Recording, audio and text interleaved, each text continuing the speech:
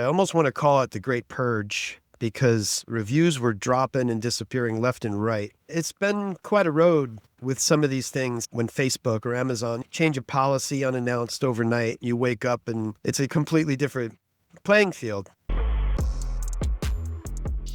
Most entrepreneurs think writing a book takes years. What if you could publish your expertise in weeks? Over 14 years, he's helped create 300 plus books, mastering Amazon KDP and self-publishing strategies that generate ROI. Known as the Book Dude, Rodney reveals what most authors get wrong and shows how to write a book without traditional gatekeepers.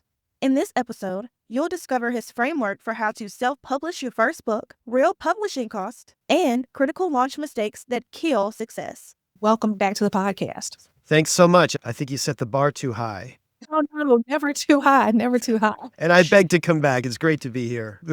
I just felt like we were old friends when we had that first meeting. So thanks so much. Ditto. So look, now that you're back and we have you for a little bit more time, let's just pick up where we kind of left off. Now it's around the third quarter of the year, 2025. What industry trends do you see that prospective authors need to maybe be looking at as they seek to publish? Community. That really stands out. In fact, it stands out so much. There's this phenomenon I call the swarm, which is when there's an area of ripe opportunity, the swarm kind of moves in on it. When I was a little kid, we had these grade school Olympics one year, which was really neat. We all went to some other city. I was in New York, so it was probably New Jersey or something, and spent the day competing in the long jump and doing like Olympic stuff as little kids. And that was the first time I'd ever encountered, I think they're called cicadas, the locusts. And I was told, oh, the locusts are going to be there. They swarm in. And sure enough, we got there and you hear them. You hear them chirping and you see them on the trees. You see their little shells all over the place. It was really quite something. And it was the first time I'd experienced a swarm. When I was in real estate, prices were going up about 20% a year for 6-7 years. And when I came through all of that, I found out from more seasoned pros than I, that was a natural phenomenon, that some SWOR tended to work in like a 7-year cycle, which can be, for a 20, 30-year-old person, that's a little hard to conceive of, perhaps, until you've been through one or two. And then it seems to make a lot of sense. But that was my first observation of a entrepreneurial swarm where if lawyers, hairdressers, landscapers, everybody was giving up their natural environment and getting into real estate because it was very easy. It was be more fair. I probably sound cynical about it when I talk about the swarm, but to be more fair, it was a ripe area for opportunity. I myself experimented with different brokerage models and was too young to not take certain risks. I learned from that. But then when things started to change, and they changed quite suddenly in real estate in Florida and Vegas and other places, everybody got out. There's a mass exodus from it. That entrepreneurial swarm, and it's just a group of people who are looking for a good opportunity where they can apply their creativity and their energy and profit the most in the least amount of time. That actually, for whatever reason, part of that followed me into publishing, because when I got into self-publishing, the ebook was only 5 years old, actually. And for about a decade, I don't really see it anymore, but for certainly early on, for a while, you saw a lot of gurus doing seminars. And on the dark side of it, a lot of people figured out ways to game the system and create an Amazon bestseller, for example, without selling a single book. But the tried and true remain when that fad is over with. So I've learned a lot from those two swarms. And it's funny, here we are, mid to late 2025, and clearly from the beginning of the year, maybe the late 2024, community is, if not the only, one of the ripe areas for opportunity. And now looking back, if those are 3 valid areas of swarm, they all had their merits. And I think maybe the greatest potential merit is with community. Because what I mean is decentralized social networking, basically. And I looked into it. I had to decide if I was going to start one. It's still a possibility, but everything has an opportunity cost, right? So communities that started to spring up and then started to be used, I've found I would join a platform like Podmatch as a good example. And they have a very robust, very stimulating community that they religiously use. And they use a provider called Mighty Networks, which I think is the best. And I think it's going to survive well long into the future. The biggest one in terms of who seems to be getting on the boat is School with a K. And that has the endorsement of big names like Alec Tormozy and so on. But I didn't prefer that one, but community. So as far as how does that help an author? Part of when we talk about author, we're talking about different types of authors. There's, in my first book on it, I think I break it down into 4 types of authors that I've worked with. The legacy author who writes a memoir, or the expert who writes a business book or any book of expertise. And then there's the full-time author, to name 3 of them. The 4th is probably children's books. And the full-time author community can be your best friend. Major part of being a full-time author is developing what they call your platform. And your platform, I would define it as your email list, your tribe of readers, in conjunction with your backlist of books. I've always said your list times your list is your viability. So you can't just have one book and grow a whole community. You can, but for most of us mortals, you need more than one book. And there's lots of evidence to suggest that's true for really any author, actually. A lot of authors, we wouldn't know John Grisham if he hadn't written the second book, for example. He wrote A Time to Kill and nobody wanted it. And when they picked up The Firm, which I think was his second book, the first question was, do you have any other books? And as we know, Time to Kill became a movie and everything. But community is a very real-time, living, breathing way to engage with your following, with your readers.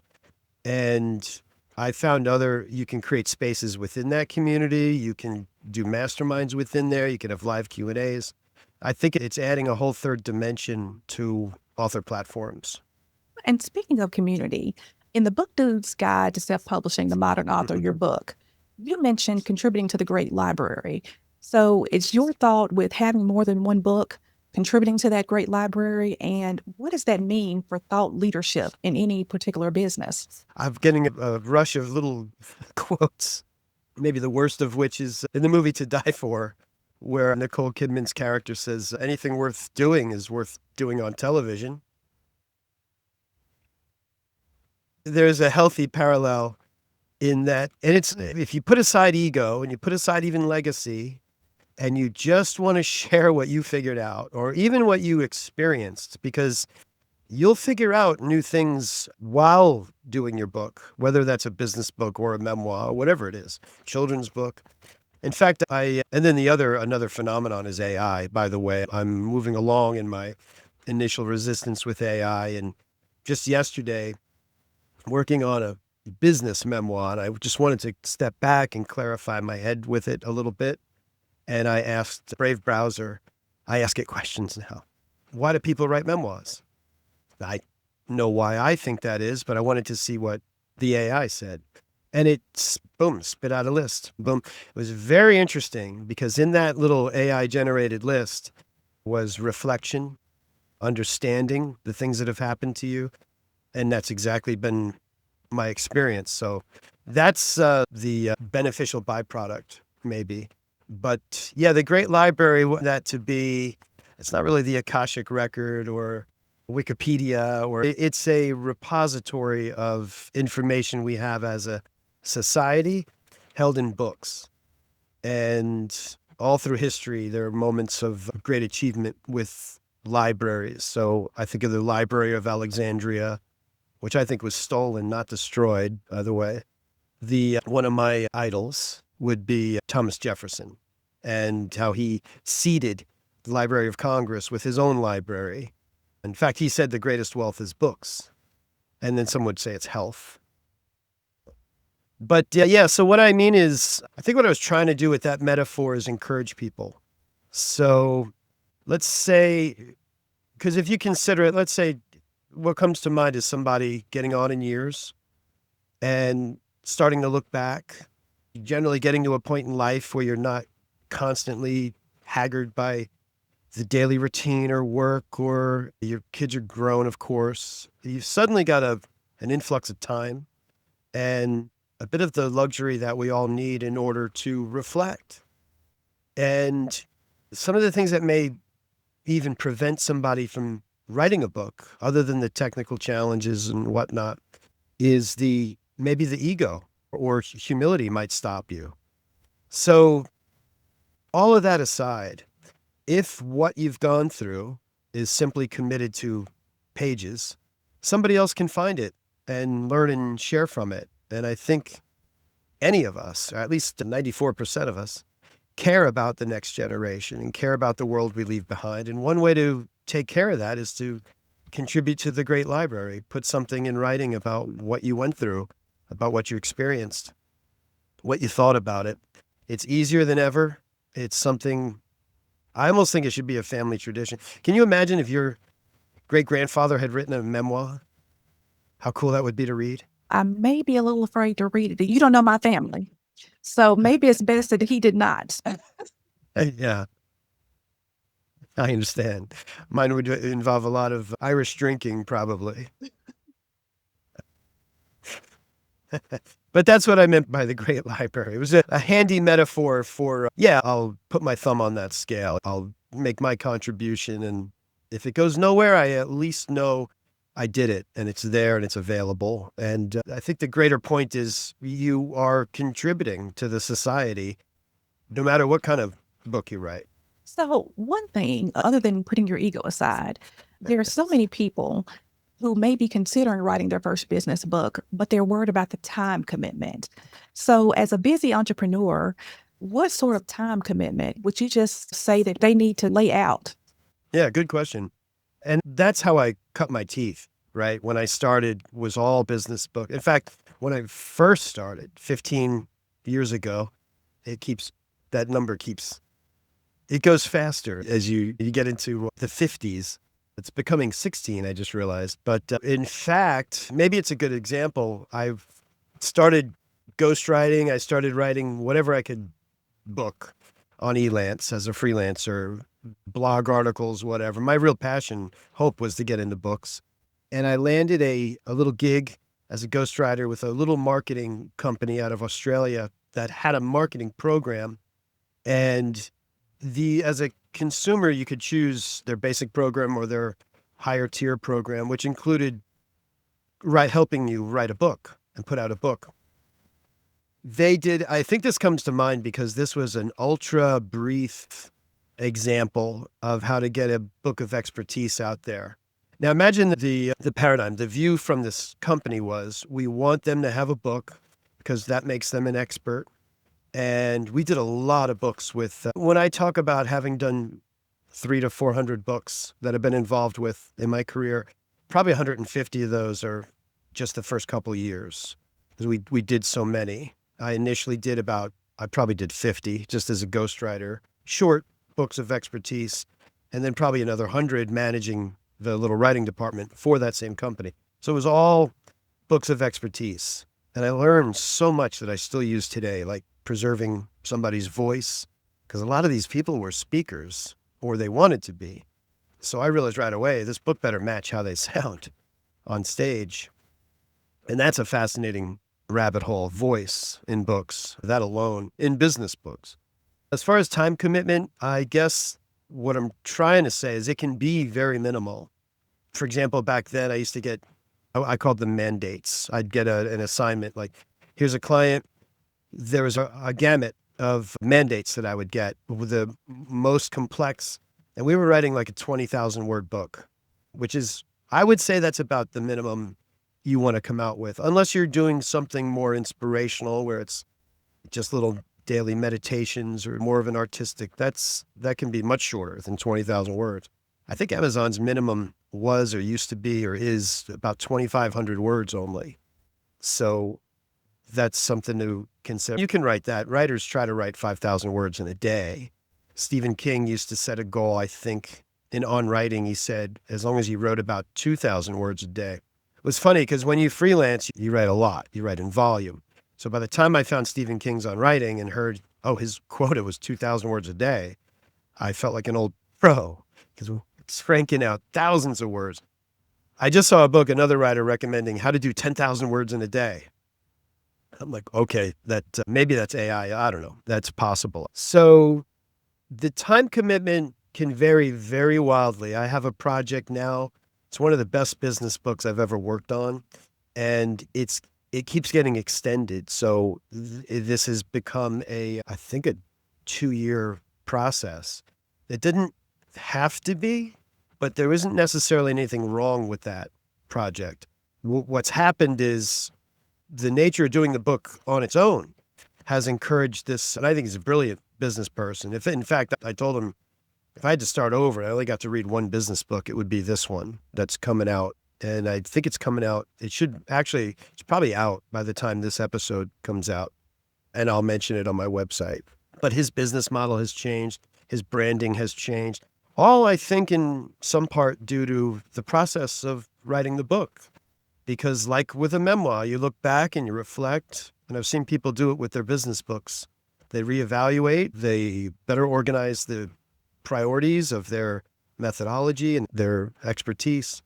But 2 years is not in any way normal nowadays. It used to be in the old days of publishing. You can create a book pretty quickly now. In fact, if you started from scratch and I worked with somebody and we did interviews, we can get anywhere from 2,500 to 5,000 words of content out of a fruitful 1 hour of interview. So we're only talking 5 to 10 hours of interviews. And then maybe that could be done in a week, maybe give it another week for development, another week for review. And we're talking, you can have a very professional book in a month, actually, believe it or not. Part of that, and that doesn't include any AI tools, which is probably something else we could talk a little bit about at some point, is AI, because I was very reluctant and I've embraced a few aspects of it now. But I hope that answers the question, on the timeline. Oh, definitely. Now, one thing that you mentioned, people that are busy, and if you are their ghostwriter, just maintaining their voice, who are some of the prime candidates for ghostwriters? Because you have some people that really want to write their own books. But if I were considering working with a ghostwriter, what are some of the things that I need to consider in Sure. choosing the right person to maintain my voice? Yeah, good question. I want to step back just for a second and clarify the term ghostwriter, because I stopped pure ghostwriting, what I called pure ghostwriting, early on. The pure ghostwriter you never hear about, or you hear about them surreptitiously. A lot of, for example, if you go to the grocery store, they say about 70% of those books are ghostwritten, actually, particularly the celebrity books. Not to knock all celebrities, but very often they're ghostwritten. Now, very often, if the ghostwriter does a good job, it's based on the person's own material, or it's based on their voice, based on getting a little familiar with the person. I switched over early on to what I call collaborations. And I benefit from people like William Novak and some of the early ghostwriters who came out of the closet to where, so to speak, initially with books like Iacocca, even Art of the Deal early on, Nancy Reagan, they all had ghostwriters, and they started to just put that on the cover and give their writers cover credit. It went from being a dirty little secret to a badge of honor, actually. And there's different ways to credit a ghostwriter like that. And by the way, I really do think I think I had one client in the last 10 years who really didn't want anybody else mentioned. He was concerned that it was his own material, and that's fine. But the reality is it is almost a badge of honor, or kind of a badge of honor. And which leads me into the next part of my thought on your question, is in choosing, this is exactly what you're looking for, but the first thing that comes to mind is you're about to spend quite a bit of time with this person. So even beyond the technical aspects of what they can do, looking at a portfolio or what they're good at. Yeah, I think you need to meet live and have a conversation or two just purely for personality fit.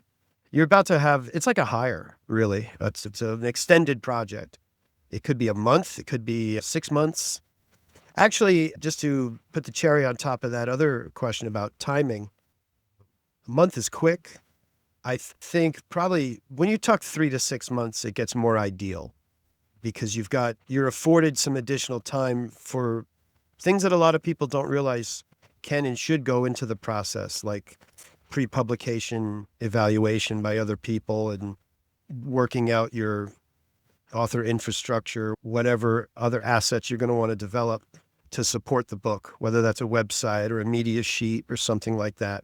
And everybody's got a different goal or purpose for why they're doing the book. So that's the first thing that comes to mind, though, is that personality fit. If you feel comfortable with them, it's easier than ever because you can get on a Zoom. In fact, I think in 15 years, I've met 2 or 3 clients in person where I happen to be in California or they happen to be in Florida. It's more than that, but it's rare. But the point is that technology really assists us there. We can have a Zoom and get to know each other. The next thing I think of is looking at their portfolio, not necessarily for blockbuster bestsellers or anything like that necessarily, more for do you like what they do? I really learned this. I had a client find me for cover design, and was one of the few who came to me purely for cover design. And he had seen some of the covers on my website. I've got a whole catalog of some of the books that I've helped with, and many of them I designed the covers, and he liked my covers. I don't create art, but I do cover design in terms of manipulating art. And where my daughter is an actual graphic artist, I assemble and combine and so forth, which serves me very well for book covers. But he liked the kind of covers that I did, and it was a great project. We've done 2 book covers now for him, and it's some of my proudest work. Just for style, what they're good at, and ask them. Present your ideas. Those initial meetings, I would talk to a few people, and probably 3 at least, and have a personal chat and see how you feel and listen to your gut coming away from that meeting. So let's talk about the ROI of self-publishing for entrepreneurs, because you want to look at what success means for you. It means something different for everybody. What metrics, other than the number of sales, maybe should entrepreneurs look at to view how successful their book is? Yeah, it's a brilliant question, and you've answered it partially because it does depend on each author. Everyone's got a different purpose or purposes in mind when they set out to do a book. In some cases, I had one author I got to help with, and I still chuckle about it because he had a book that we updated. It's a brilliant book. It's called Retirement Smarts, and we did an updated and revised. So I brought the cover up. I love the cover that I did for that book as well. And then I went through the book. I guess it's a kind of a side anecdote, but it answers the question as to what his purpose was. And I made some notes as I was doing a review and a development and an edit on a new unit of time. And I had a question. I'm not a financial consultant, but I asked him about some legal aspect that he mentioned in the book. And he paused and he said, "Is that in the book?" I said, "Well, yeah, sure." He said, "You can just take that out. That's like a law from 10 years ago or something like that." And he seemed very blasé about it, whatever. And I was alerted, "Do you want a more meticulous, you want me to bring other questions to you?" And he certainly wasn't careless about it. He's a very professional man. But he said, "Look, most people don't read my book." He said, "They see that I have it. They start reading it. And there's stats on this." I knew another fellow once who used to quote 80% don't read the whole book. But he pointed out the book was achieving its purpose without people reading it. They saw it. They saw how beautiful it was, and they started to read it, and they'd get through. And I imagine it's like this with lots of areas of expertise. like finance. If you have half a mind to hire a consultant and you start checking out books and you find one that you connect with, you're just going to hire the guy or the gal or the person. You're not necessarily going to do it yourself. And that's the two big areas of readers, the do-it-yourselfers and the ones who are actually going to take you up on your services, which is a small but profitable percent. So in his case, he wanted something updated and refreshed to land more speaking and consulting. And that's exactly what it did. And that's very often the case with a lot of the books of expertise that I've helped with. Especially coaches. If you're a coach or a consultant, it's almost required. You got to have a book. How are you a speaker without a book? How are you a consultant without a book? It's held true 15 years, and I think it'll always be true, because part of being a speaker, part of being a consultant is you're putting out there that you're an expert. You've got some reason why people would come to you for guidance. And just the fact of having a book alone is often enough to land that gig or get that client or raise your rates. So that's one thing. But as far as metrics, yeah, Sherrie, you're exactly right. The book sales isn't necessarily what your first concern should be, believe it or not. I just said that because everything is a trade-off. Everything is economic cost, opportunity cost, and you can achieve book sales, but it's a different set, or it's an overlapping set of time, scope, and budget to achieve that. So in most cases, as an interesting point with a book of expertise, only rarely do such authors engage in more of a hard launch, more of a big ta-da with their launches. They quickly realize in the process, or maybe even before, that rather than invest those beans in a launch, your time, your money, your energy, that they should, my recommendation is, because launch has specific achievables with a launch. So if you forego that, you can use that time, energy, and resource to accomplish what you were really out to accomplish in the first place. I do think there's minimums. In my book, I call it a healthy book. Everybody wants at least a healthy book, which means you can put metrics on that. Professional cover, professional blurb or book description, well thought keywords and categories, editing, absolutely editing. And then certain metrics like you want to have at least 15, ideally 25 reviews on Amazon. 10 years from now, that might be a different platform. I don't know. Who knows? It may still be the 85% of the market, Amazon. It may decentralize into more like what's going on with community. We might have such a thing with bookshops. There are 2 million books a year published, so it could decentralize, it could fragment to niches. But right now it's Amazon. For the foreseeable future, it's Amazon. So one metric everybody really wants is at least a certain number of reviews on Amazon, as one example. So when you have some of those basics in, then you're in a good position to share the book and use it for whatever your purpose was. If it's to land speaking and coaching, you're still going to want those metrics. If it's to sell books, you're going to want that same set of basic metrics. So you've got some place to launch, because your marketing, if you go through the effort of marketing and the expense and you get somebody finally back to your web page or to Amazon and they see your book and it's a ghost town in terms of reviews, it's wasted money on your marketing. So you at least want to get those certain metrics in place. And then it depends. And then it's more of a customized metric for what you're doing. Speaking inquiries it could be, it's funny. I'm working on a book right now. Brilliant client and friend. His name's Brad Hart. He's written 2 books on mastermind and financial consulting. And he points out, and he's got an upcoming book, he points out, put your attention on the things that you can control. So whenever, let's say your bank balance is getting down, your sales are down, what can you control? And he calls it inputs and outputs. So you can control your inputs and outputs. How many people can I approach? How many people can I help? How many books can I give away? That's something I'm experimenting with right now, a metric. So yeah, I want more sales and reviews. The more controllable metric is one tactic is free books, giving out free books to watch to see what comes back in terms of sales and reviews. So the more controllable metric might be a free book campaign, for example.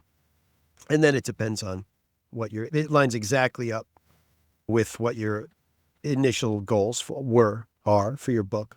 So, as one metric, which is getting more Amazon reviews, that is the $1 million question. How do I get more reviews on Amazon? I've seen books that have thousands, and then some books that I think are great reads that may only have less than 20 reviews. I'll tell you what to do and I'll tell you what not to do. My number one piece of advice on that is sell a lot of books and just let the reviews come as a byproduct of the sales. And that may sound obnoxious even or stupid, but I tell you what I found, and I've been down that road. In fact, many years ago, writing partner and I set about a very intense campaign to get reviews. We got Grady Harp to review our book, who's like an elite Amazon reviewer. You get statuses and stuff as reviewers on Amazon. And the conclusion at the end of that project was we could have put that same effort, or maybe less, into selling the book or giving it away, and we probably would have gotten as many or more reviews as a result. So that's my number one piece of advice is consider it a byproduct in the long run. In the short run, you do want to corral up 10, 15, 25 reviews. And there's two philosophies on that. Because it's cool because we've already talked about the healthy book, right? So that's part of your healthy book. Having 15, by the way, is a magic number because that's what I did their Amazon Ads certification course a few years ago because I wanted to see what Amazon said. They're actually very much a partner in your author journey. Think about it. There's no cost to get set up and get your book published with Amazon. They make their money if and when your book sells. So they're a genuine partner in that sense.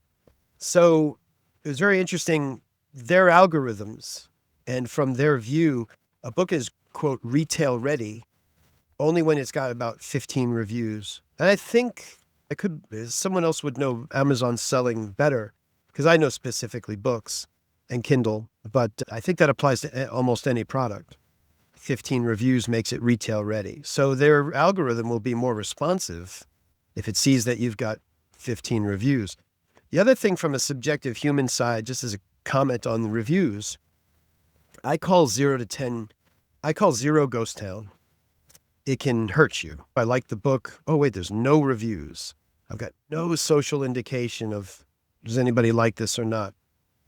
Now, you don't get that in Barnes & Noble standing in the aisles either, unless I'll actually pull up product on Amazon at a store to look at the reviews and choose from 2 or 3 products on the shelf at Walmart based on the Amazon reviews. The social proof is such an effective, valuable thing. Amazon, by the way, there are downsides to any of these big platforms, but there are some things that just wouldn't exist without them. And I'm grateful for those. And I try to be honest with myself and others about the frailties as well. But Amazon has done a remarkable job preserving the integrity of their reviews. And clearly, somebody there understands, whether it's Jeff Bezos or somebody, the value of keeping the reviews organic and intact. In fact, they probably I'm sure they err a little bit on the side of being almost too discriminating. You will lose reviews. I had a book with 30 reviews and it's down to 28 now. From time to time, they go and they comb and they just take a few out. I don't know if people understand how easy it is. If you and I are related, for example, they know that. The databases these large companies have, or the fact that we're doing a show together could be a factor for all I know. It's very easy to connect. If you think about every little thing we do is made a record of. I got spooked recently. Walmart said, hey, do you want to join our special club? And I was like, no, where's this coming from? And I logged in and found out, every time I bought milk with my debit card, it kept track of it. They know precisely what I buy, what products I buy, when I buy them, how often I buy. And what people I don't think understand is the way your data is aggregated. So it's one little thing over here, one little thing over here, and it adds up to a file on you. Went down that rabbit hole, but as far as the reviews, that's the number one thing.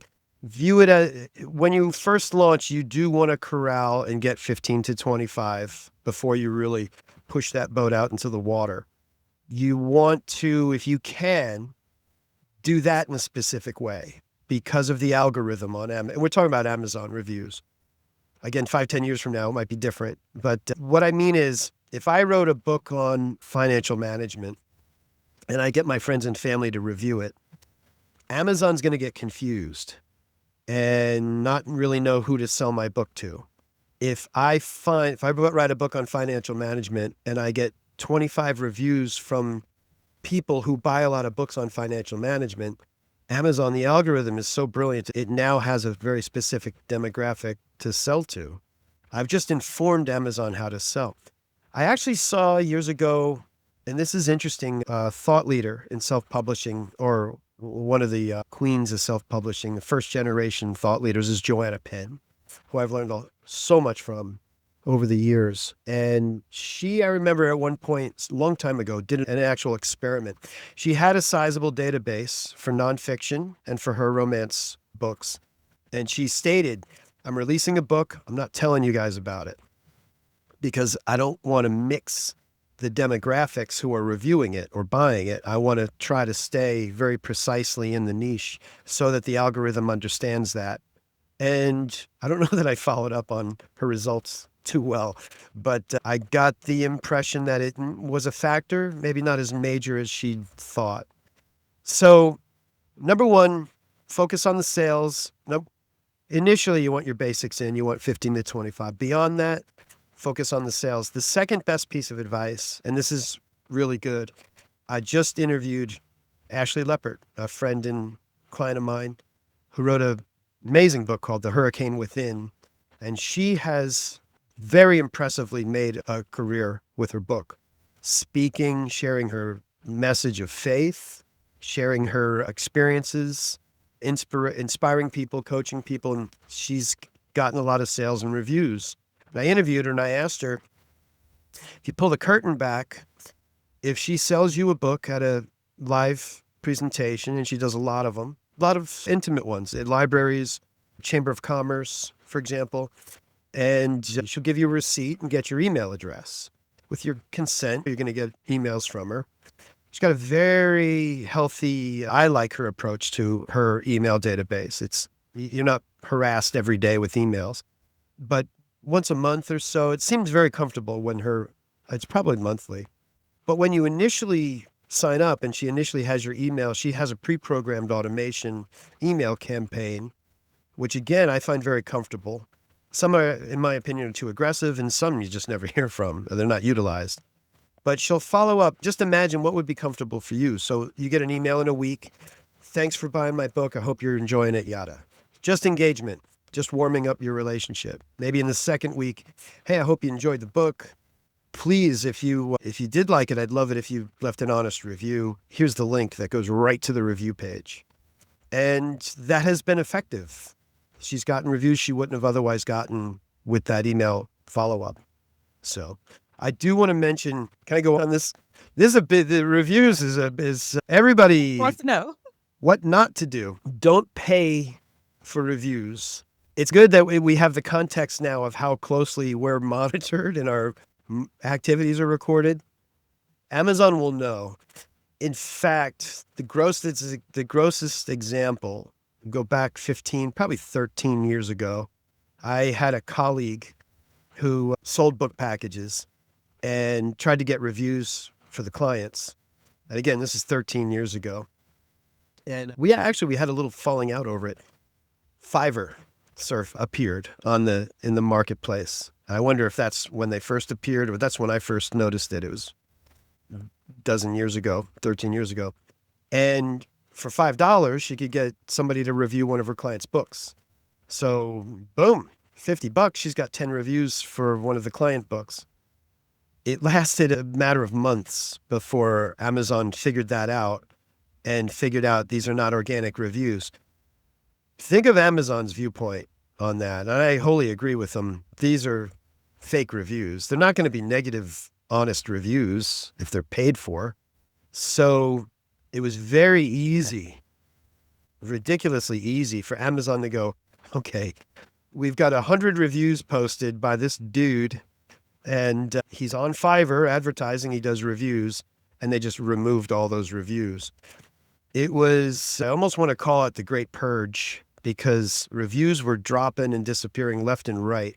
It's been quite a road with some of these things. Someone call that a slap when Facebook or Amazon, they change a policy unannounced overnight. You wake up and whoosh, it's a completely different playing field.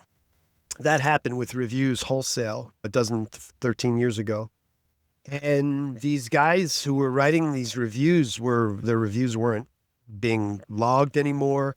Reviews are being taken down. But what really made an impression on me was the clients that she'd done this with were getting their accounts flagged. Their publishing accounts flagged. So it's not illegal to pay somebody to write a review. The FBI is not going to show up at your door, but it's a private company policy that's not acceptable, and it violates Amazon's terms of service.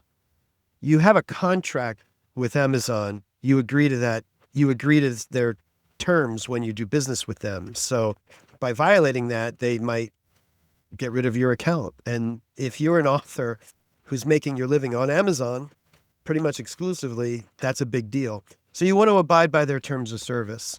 There have been seminars where they swap reviews, and Amazon won't allow that just as vehemently. If you and I review each other's books, they may or may not take those down. It may or may not result in penalties. So there's a way to go about it. The best way is the most organic. So you mentioned the free book plus shipping campaign. How effective is that? Because you always have the option of trying to figure out how to make a living as an author and supplementing your income. But what place does that have in your author journey? Let's fragment that. It's a great question. It's like a immediately applicable question. There's a free book campaign, which I consider a serious tactic that anyone should consider for book sales. And then there's the free book or free plus shipping campaign if you have a business book with a ladder of services. So if we divide that into two, I'm right now experimenting personally. Actually, I've got 3 books that I'm primarily promoting of my own. One is The Modern Author, for example. And not only is that free as a PDF, people can go right now to my website, rodneymiles.com, and go to the bookstore, and it will link you to other editions, hardcover, ebook, but you can get the PDF for free. That's an experiment, but I think I'm going to do that regardless of the results, if it helps me or not. It's very interesting. There's a thought leader in book marketing named Tim Grahl. He's written a book on book marketing, and he's got a partner who I think invented what's called the story grid. So these are very craft-oriented authors with lots of valuable information on marketing books. If you're in the book sales, if you're concerned with your book sales, and I generally think of what I call full-time authors or authors who want to be full-time authors and keep writing. They're a great resource to check out for craft and marketing and your business side or your platform. So I found a video where he related a neat story. A lot of people recognize Neil Gaiman as an author. Neil Gaiman apparently found out one of his books without permission, was being translated in Russian in Russia and distributed for free. Somebody alerted him to it, as I understand. And I guess instead of freaking out, he looked into it and realized, yeah, but my sales are going up in Russia. And it coincided with this pirating of his book, or the unauthorized translation, which is funny. I'm just dealing with this right now. I've got a client who has been approached by an Iranian publisher, of all things. Really fascinating. It gives you little glimpses of the world sometimes. So further looking into was done by Tim Grahl and others, and the logic is so sound. Let's say you have a book out there, and I know people who clutch their book tightly. They don't, I've seen people, they don't want to discount it. They don't want to, and I get it. You might have 10 grand in your book. It less, more. You don't necessarily want to give it away. But if you're flatlining, then you're not going to get any word of mouth because you're flatlining. If you got 100 books out there for free, you're still making zero. That's what you were making before. But if you got, it's easy to think with. You got 1,000, 10,000 copies of your book out there for free, the word of mouth would logically start to come in, and so would the reviews. So that's the theory, and I'm working now. I'm actually cycling through what we call the promo sites, platforms that'll email specific clientele who's asked for updates on deals on books they like, whether it's romance or nonfiction or whatever. BookBub is the granddaddy of them. And BookRate has been very successful so far. For $60, I think I got 400 downloads on a title I made free for 2 days. So there's 400 copies out. So now here's why books can be difficult. Books can be tricky to navigate, monitor, and why self-publishing can be so valuable if you're willing and interested in the minutia, because now I can watch and see. I may not get reviews and sales immediately because it takes a little while to read a book, but there should be an after effect. It should be a lagging indicator of how those 400 copies that went out did. I'm assuming a couple of sales will come in. And in terms of being an author, in terms of book sales, it's profitable even if I don't get my $60 back. As this one little minute example, it'd be great if I made royalties and over $60, and it's profitable. If I broke even in terms of my cash outlay, it might still be profitable if I've got a few signups. If I've got a few people who've found me and they're waiting for my next book, that email list is invaluable. Mark Dawson's the king of that. That's his mantra. They asked him at a round table, what do you do when you have a new book come out? How do you promote it? So I tell my 65,000 email subscribers I have a book out. What an asset. They've signed up. They like his books. They're waiting for his next book. What if you could sell 10,000? What if you knew you were going to sell 10,000 copies as soon as your book came out? You're practically a full-time author just with that. So me personally, I'm waiting on results, author sense. The other half of that answer is the free plus shipping model. And I think like anything, if you have a ladder of services, so in other words, you're not just selling. One thing I'll add to the author side, if you've been smart enough to write a series, whether that's a romance series or you've got 3 or 4 nonfiction books that are all related, then that can be a tremendous benefit because you can give your first book away for free. And the percent will, it's your marketing funnel. You've got a built-in funnel with a series. A percentage will like it and buy your other books. It's just that simple. And if you add an audiobook, it can be really profitable because you've got a digital product now in addition to your ebook. I had talked to a friend and client yesterday. I said, how do you read? Because I want to give her an advanced copy of a book. She said, to tell you the truth, I read it, whether it's a print or an ebook, and I listen at the same time. And I'm finding more and more people do that. I actually don't have that mentioned in The Modern Author, and I talk about different methods of reading. So with a series, if you have a lead magnet as a first book, it's self-explanatory. Give that book, you want that book to be free out there. You can make it free at different times.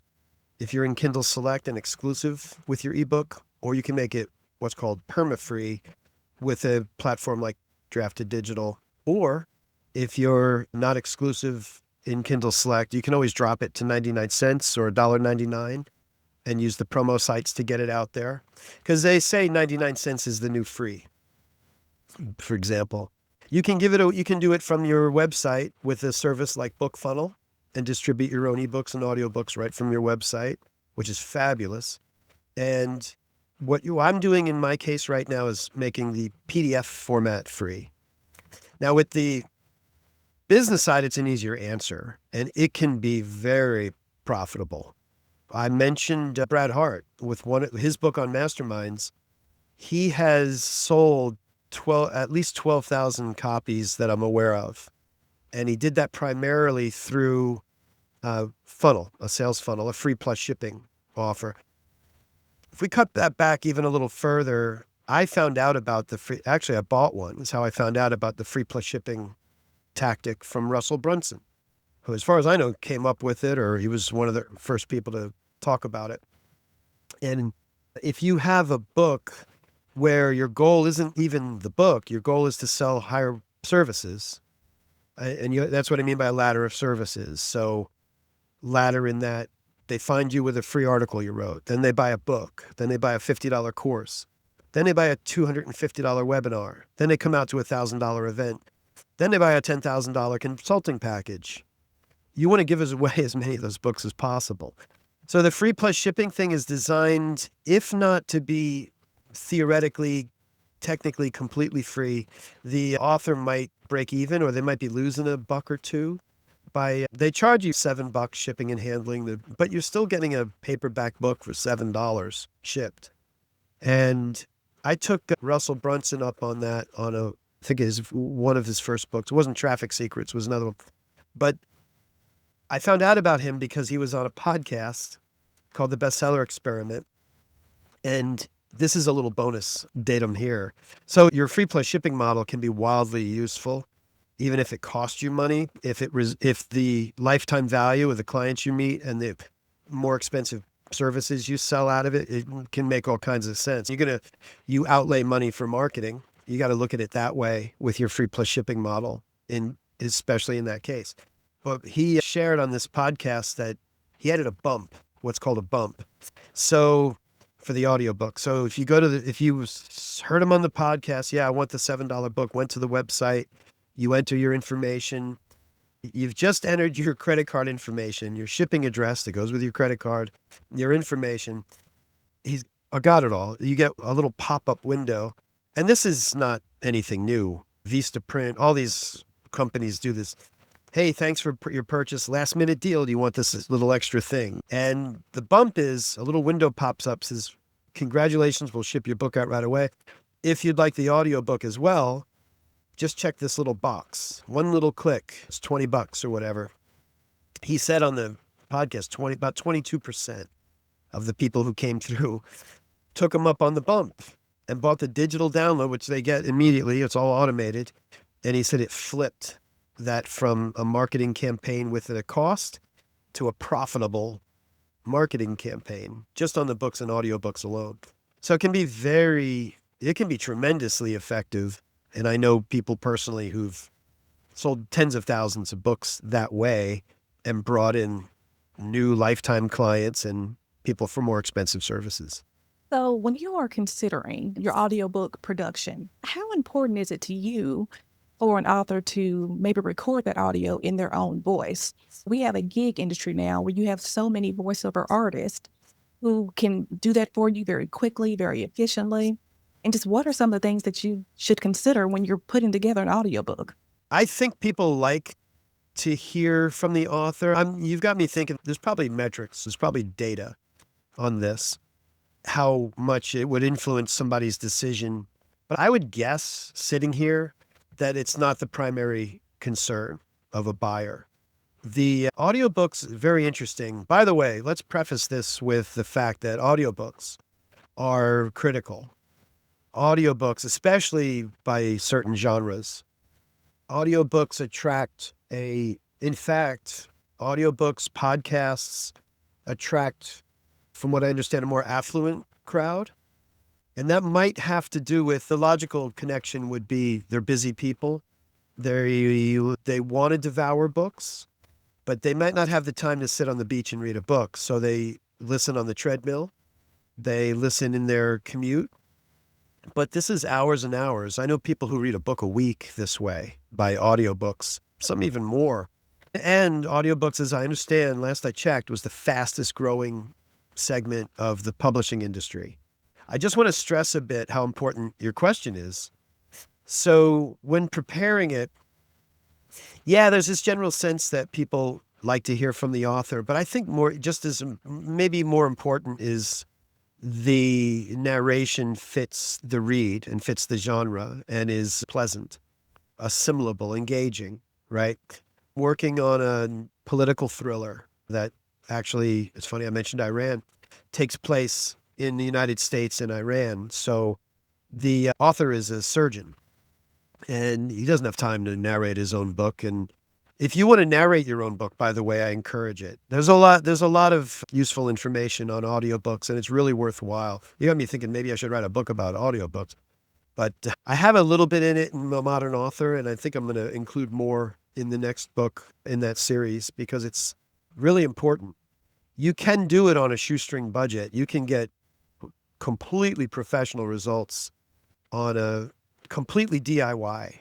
Let's just state that without necessarily we can get into those details. But when it comes to the narration, I did half a dozen audiobooks and I plan to do my own moving ahead for my books, but I'm no longer producing audiobooks for others. I am managing the production though, which probably warrants a little explanation. So what happened with me, my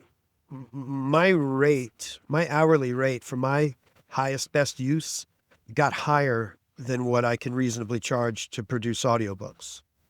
So I realized that one day and realized, it would be a disservice to sell this client on use me for the audiobook at my highest rate when I can manage. He could hire me maybe for an accumulated couple hours and I can give expert guidance on who to hire, how to hire, and some very important things to take into consideration with releasing, how you distribute your audiobook.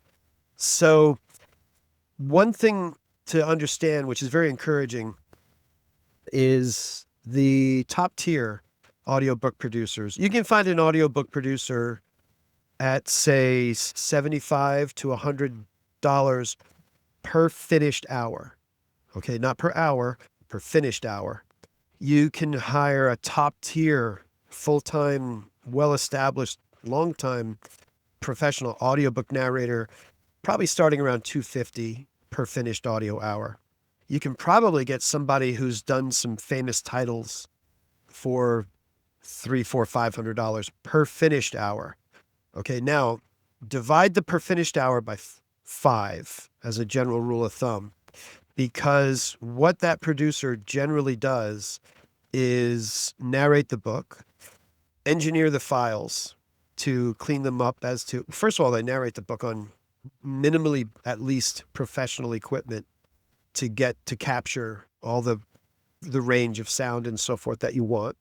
Then they engineer with software to remove noise and cut out mistakes and stuff. And a dog clicker is handy for that, by the way. The little click is on the graphic. When you engineer it, it'll show as a spike and you know where your mistakes were. A little bonus tip. I forget. I learned that from voiceover Angela, who's one of these seasoned pros. We just did, with a client, reach out to maybe 10 different audio narrators, ranging from probably $250 to maybe less, to $400 or $500 per finished hour. And just to explain the math quickly, if anybody's interested in that, if you have let's say a 90, for ease, if you have a 93,000 word book, and that's big, okay, most nonfiction now, self-published nonfiction is going to be half that size. But I'm using 93,000 for a reason. That might be a thick memoir, or for example, you divide that by 9,300. And that gives you the hours that it generally will take to listen. That's what your audiobook will probably be. And that's ACX information, which is Kindle's audiobook platform. So if you have a 93,000 word book, or you take whatever your word count is, divide it by 9,300. In our case, in our example, it gives us an easy number 10, which is why I chose it. And you have a 10 finished hours. So if you find a narrator, producer for $100 per finished hour with 10 hours, it's going to cost you $1,000 to get your audiobook made. That's fabulous. Do it. Hire them. And you can audition them, you can listen to samples, and you can anyone can hear the difference in the quality of their samples. And you can find really good narrators. I just found a beautiful narrator for $75 per finished hour. Now, on the back end, to understand, because that's finished hours, what goes into creating that audiobook is about 5 times the effort. So if it's 10 hours of finished audio, it's probably 50 hours of work. If they charge $250 per finished hour, really they're probably making about $50 per hour of work. When you include the narration and the editing and some of the other things, they generally upload your audiobook for you as well. So much more to, like reviews, that's a whole nother subject where there's a lot of important information. When an entrepreneur is looking at their existing digital content library, now if I were an entrepreneur who did not have a book and I'm aspiring to be an author, how can I repurpose my current blogs, my talks, and things like that, and maybe even podcast episodes to put together a cohesive book? People are sitting on a lot of assets and they might not realize it. There is a caveat, and that's what they call the blog book, which is just kind of stitched together a series of blogs. That doesn't even mean it's going to be a bad book, but by nature, a book has a certain character that people expect. And it's very interesting to me, but I'm a book geek. So your front matter, for example, is a runway to take off on a flight, and your back matter is kind of runway back down when you're landing. And I'm pausing. I'm sorry. I live in Cape Canaveral, and it's just a motorcycle, but we get rocket launches here right across, not 5 miles away. So when there's a launch, everything shakes and stuff. It's cool. It's funny because I'm in the book business and we have book launches. Anyway, yes, consider that ripe, handy material for a book. And maybe the first thing, if you're considering that, or if you have back off on that idea, maybe the first little myth to dispel is that people want brand new, fresh content all the time. And I found a way to dispel that. One way, I saw someone wrote once an article that it stuck out for me. They said, as it came up because of the question, should I put it all in the book? The answer is yes. The answer is an easy yes. Convinced of that. First of all, if you hold back, if you write a book just designed to tease some information and get it out there, people are going to feel deceived. And the first way to witness that is look at reviews. A book of expertise with bad reviews, the number one critique, reading customer reviews is a brilliant way to evaluate books and what you should provide readers in your genre or niche, by the way. I learned that from Chris Fox. He's got some great books for authors, and a sci-fi author. If you hold back and you make your book a teaser or a commercial, people pick up on that, they resent it, and the exact thing you were setting out to do, establish credibility and get more business, it can backfire and it can hurt you. I finally found somebody put it into words. I said, put it all in the book. He said what he found was people will pay you to show up, get on stage, and say exactly what they just read in your book. And it sounds funny, but only recently I realized probably a really good analogy for that. If you have a favorite band and a favorite couple of songs, you're going to be upset if they don't do them when you go see them. It might drive the band crazy. I imagine doing the same song 300 nights a year. I can only imagine, but so it's okay. It's okay. You have trademarks to have. In fact, that's how a lot of thought leaders gain such prominence, by being consistently true to a certain message and repeating some of the same stuff. First of all, that's okay. So if you're worried, it's already published in my blog, I talked about it on a podcast, that doesn't mean your most hardcore fans might be familiar with it, but they'll be happy to see it in a book possibly. And it doesn't mean that someone who finds your book is going to be upset or even realize that you had that in other material. The other thing is you don't necessarily just want to stitch together a blog. You want to develop. Develop's the perfect word for it. So consider that raw material. You would give that to somebody like me or a developmental editor and say, here, I've got 100,000 words on my blog. It's amazing. A lot of people are very prolific and write a lot on their blog, in articles, and a lot of that can be organized into a book. A developmental editor can organize it so it makes sense in terms of the subject matter and how it develops or whatnot. And that's actually part of the benefit of the process of writing a book is you wrote 50 blog articles. And when you put it into a book, you start to realize, oh, this is how it fits together. This is slightly more important than this. I want them to know this first, or they're not going to understand this, C without A. And at the same time, you're making it very presentable and easy to digest. You're also refining your own expertise by doing it. So yeah, consider any material you already have potential material for a book, and consider book an additional format. It's the opposite direction. Very often someone will write a book, and then I used to say that becomes your hub. That becomes the centerpiece for all your marketing. You can lay the contents on its side and create a course. You can chop it up and make blog articles. You can make videos. You can survive for a long time on the subject from your book. It can work in the other direction as well, where you can focus it all and organize it into a book. Absolutely. You brought up something, really two things, but I'm going to start with this. You talked about developmental editing. But even before we get to that point, when you are seeking to write a business book, the process, do you have a Trello board? Do you have a mind map? What are some of the strategies that, you recommend to people who are writing books? I recommend what works for you, first of all. And in my practice, I always really try to accommodate what works for the person. I have a client now, wonderful lady, really. And I forgot my own advice. So we got to the review stage where I handed the draft over for her to review. And that's one of those key points where how do we collaborate, right? How do you make your notes? And we wrestled with a couple of ideas and so on. And then I realized, we've been texting as our primary form of communication, extended text. She's very proficient with extended communication via text on her phone. Didn't occur to either of us. And then at one point, she's like, what if I text you as I'm reviewing? I said, I felt like an idiot because I didn't think of it first. And it's worked brilliant, right? We're halfway through her review.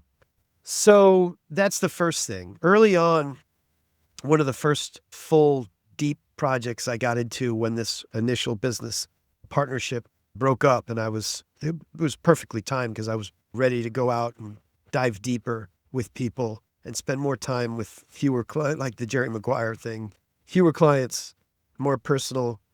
And she had a method. Her method for writing her book, she outlined it on a whiteboard with a dry erase board, and then used Post-its and would write little things. And then she had the chart with every column was a chapter, and she'd have an idea and longhand, put it on a Post-it note. And she had these Post-it notes. She sent me a picture once. It worked beautifully. Other people have completely different methods. I have used a hodgepodge myself for my own books. So that's the first thing. That's the first thing that I would say. Give thought to what is easiest for you. If you can avoid learning curves and I tend to write longhand, or I type in the morning, or I'll send it to you by emails. I've worked with clients in the creating content stage in all different ways. I'm laughing because I've made a mistake here and there where I quoted a price. This is 10 years ago. I quoted a price and he said, all right, I'll send you my book. And I'm like, okay, cool. I'm watching for the email. I just assume it's going to be a Word file, or maybe a worst Pages file. I transfer. And then I got a package with longhand cursive writing. And I'm like, wow. It was a little bit of a nightmare, just in the sense that just tripled what I need to do. I'm not going to change his price or anything. I didn't ask. I didn't think to ask how he wanted to send that over. So I think and then it's probably funny. People might not ever know or realize what goes on, how the sausage is made. For example, my client sending me texts. I wonder how amused she'd be if she knew the process I finally figured out. Because I have texts set. Her texts are set to disappear after so much volume or so many days. She wrote me, all my notes are gone. And I made sure that all our texts are intact, at least till we're done with the project. So I had them. But it did put a little bit of fear in me. And I realized it was actually very simple in iMessage to go to print it out, save it as a PDF, convert the PDF to Word. And I've got backups and everything. I'm not going to lose any of her notes. And that's a little how the sausage is made. So I've always been able to deal with whatever method somebody uses. There are rare exceptions because I try not to give clients learning curves they don't need. That includes the management of a project, the writing of a book, whatever it is. Try to facilitate. My job is to make it easy and to save somebody time. It's not necessarily to introduce them to suites of software and create headaches like that. There are a few rare instances where I do suggest somebody learns something new. If they're looking for it, that's one thing. And I'm thinking of one example where he's just so wonderful. Man, it's a great career. I hope I don't sound too flattering or something, but especially the writers that I have worked with for a long time. Dionysios F. Karpidis is a brilliant sci-fi horror writer. Not just for the genre, for the writing. There's humanity and character development in his colorful. They're like old Godzilla movies. He writes like monster novels and he's brilliant. So he comes to mind as an exception because for 14, 15 years, I've wanted to get Scrivener software, for example. It's writing software. And I had two projects that were getting to where, okay, I need to get more efficient and get caught up and ahead with these projects. And there's a good bit of development specifically. We're talking about development earlier. And Scrivener, for $60, you permanently own the software. It's designed for writers. And without getting into why or what, put it this way, an author, not Harlan Coben, another drama suspense author I heard, made a comment that stuck with me. He said, for 30 years, he never outlined. He just wrote his books. He said, then someone convinced him to outline. And he said, he'll never go back to not outlining. It made it so efficient. And then he said, and then I got Scrivener. He said, my production 10 times with Scrivener. It helps you develop specifically characters, especially novel writing. So I asked Dionysios, I said, are you familiar with Scrivener? He says, yeah, he had it 10 years ago. I said, get it again. I said, I'll get it for you. Just give it a shot. There's a little learning curve. And by the time I told him that, I said, dude, I already bought it. When you mentioned it, I went and got it, and I'm using it already. As far as the method, that's the first thing. What are you familiar with? What do you like? Is it recording audio? Because you can have that. There's technology to back up pretty much any method you like. Even longhand writing can be photographically recognized by Adobe, for example, and converted to text. It's a little sloppy, maybe still, especially longhand, if that's even possible. But see if your most familiar method will work for you. And no matter what that is, then there's probably technology to back that up. So let's talk about your author email list. That is so important. If I don't have a list at all, what are some of the best marketing strategies that I can use to build an author email list? First, buy 2 books. It's called Build Your Author Platform. I think it's Lassim Sambucho. It's behind me on the rack here somewhere. That is the classic on building your author platform. And he touches on what your author platform should include. Another one is Newsletter Ninja. I've got that behind me as well. But that's my favorite book that I found on email marketing. So thank you. These questions are brilliant, by the way.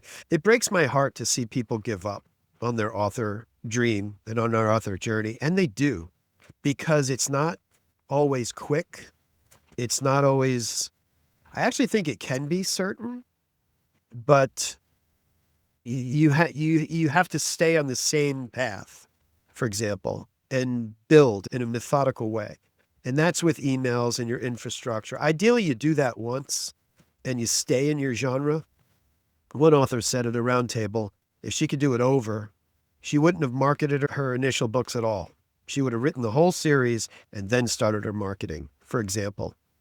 So these questions, so when you talk about your email list, first of all, we're talking about, let's go back to that formula, list times list equals viability. You're going to want more than one book if you want to make this a career. If you're doing it for business advantages, one book can 10x your income, okay? If you want to be a full-time author, as I do, and as some of my clients do, and are actually, then you want to build your two lists, your list of books and your list of readers. And you want to be able to, now we're talking about email lists. We're talking about, when I say it, I'm talking about a rather high quality email list. So I didn't pay somebody to be on the list. I didn't buy the list from somebody else. It's something you accumulate voluntarily from people who really want to hear from you, who really will buy your book, who really what you do. And that's easier to grow if you stay in a lane, if you stay in a genre. It doesn't mean you're committed to that one genre the rest of your life, but just understand if you write a book on cooking and then write a science fiction novel, that's two different audiences. Possibly. It's probably a little overlap. So we're talking about what we're talking about is building a community. That's where you and I talked in the past about community. And I think that's going to be a really tremendous facet for building author platforms. I didn't even realize how much so until you and I talked about it. So you're helping me, Scherrie. When we talk about your list, we are specifically talking about your email list. There's another point. I had a client with 300,000 followers on Twitter, and it didn't pan out as powerfully as she'd hoped when it came to market her book. Your followers on social media aren't necessarily, they're nowhere near as strong as somebody who's shared their email address with you for a couple of reasons. First of all, you really can't contact them. You're not in control. If Twitter or X or Facebook or Instagram, they could change a policy tonight and you are suddenly disconnected from 500,000, 10,000, whatever your following is. Now, a lot of publishers in particular will look at your following if they're considering working with you. So it is an asset, but nothing like your email list. Whenever I meet somebody with a lot of social media following, I always suggest you should really start gently working them over. Try to get them to sign up as many as you can and grow your email list you own. If I have your email, I can contact you at will. I can't necessarily do that if you're a follower on Facebook even or another social media platform. So there's a difference. So your email list, you want to curate, you want to maintain a healthy relationship, and that's fairly self-explanatory. There are ways to destroy a communication line, and one of those is putting too much on it. Another is to put nothing on it. And then the other thing is the authors with successful lists. It's not just an advertisement every month or every week or whatever. It's some valuable content either. If it's some nonfiction that you do or it's behind the scenes stuff they find interesting. It's about relationships. And you know what? I think that's the hallmark of what we're talking about as far as reader databases and so forth. The idea of relationships goes back my whole lifetime. In my lifetime, we went from a very communal society where you knew your neighbors and everything was very personal. The world got smaller as it got bigger. And I'm talking before the internet, when the satellite came out and we could now connect and communicate unlike before. The problem that created was things could become impersonal. I went to a sales seminar 30 years ago, where he talked about why people buy. It was a great sales seminar, by the way. It's the only one that really stands out in my memory. And he said, and trust, blah, blah, blah, blah, blah, blah. He said, but when you connect with somebody and you talk about their goals, about their dreams, boom, you've connected with them in a very personal, engaging way. And that's how you when you do that in a genuine way, that's how you get people to like and trust you. And consider that what the email is for is a genuine relationship. Now, you might be what I call face or no face, meaning some people are authors because they don't want to be on the silver screen. They don't want to get recognized going down the street. So that's no face, right? Some like that. Whatever. It's different personality types. But you can do that even with your email, even with the way you engage with people. You can set the boundaries and share what you want to share. But I wouldn't fake anything because we're talking about the Pygmalion effect and things where if I tell you I love you and I don't mean it. So if you're genuine and really share, and probably the trick, like how do I share what is personal, engaging, and interesting? The best thing you can do is share what's personal and engaging to you. That's the secret some of the more successful creators have had throughout history. Clint Eastwood said he made movies he knew he would like. He didn't know if anybody else would like them. And that's really how you find your organic tribe, and a tribe that will stick with you and buy your book as soon as it comes out. So each person's author journey is different, but there are some universal things that each author or prospective author needs to do and they need to know. Some of that is, where do I get my ISBN number? How do I copyright my material? Are there some places that everyone can go to for those initial registrations or those communities that will give them some of this information? That's funny you ask. I happen to have that in a free bundle PDF giveaway. Please share. Conveniently. Yes. Are we going to share that with the listeners? Absolutely. RodneyMiles.com, there's a bundle where if you're okay with PDF, you get the Modern Author for free, which, by the way, was written to make you a modern author. It'll dispel old ideas, get you caught up on what the publishing industry is like today, particularly for self-publishers. And there's even technique in there, how to create and write a book. The further books will deal with platform and marketing and publicity and so on. But the bundle includes the Modern Author for free, completely free as a PDF. And there's two other things in that bundle that I have found in 15 years of practice are vital. One is, finally last year, put together a Gantt chart. So I always had a problem adequately laying out the process. If you're writing a book, the possibilities. In the Modern Author, I lay it out as 10 facets or 10 areas that you're going to, maybe even 10 stages, although it's not quite one after the other. Some things go on congruently, which is writing, design, editing, pre-launch, launch, post-launch, marketing. So those 10 stages, though, I finally put into a Gantt chart that you can visualize.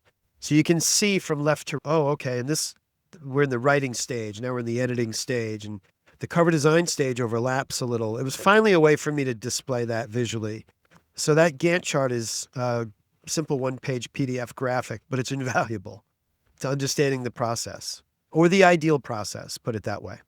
That's the second item in the bundle. The third item in the bundle is a document I productized there that came up in specifically what you're asking about, the production stage of getting your book done.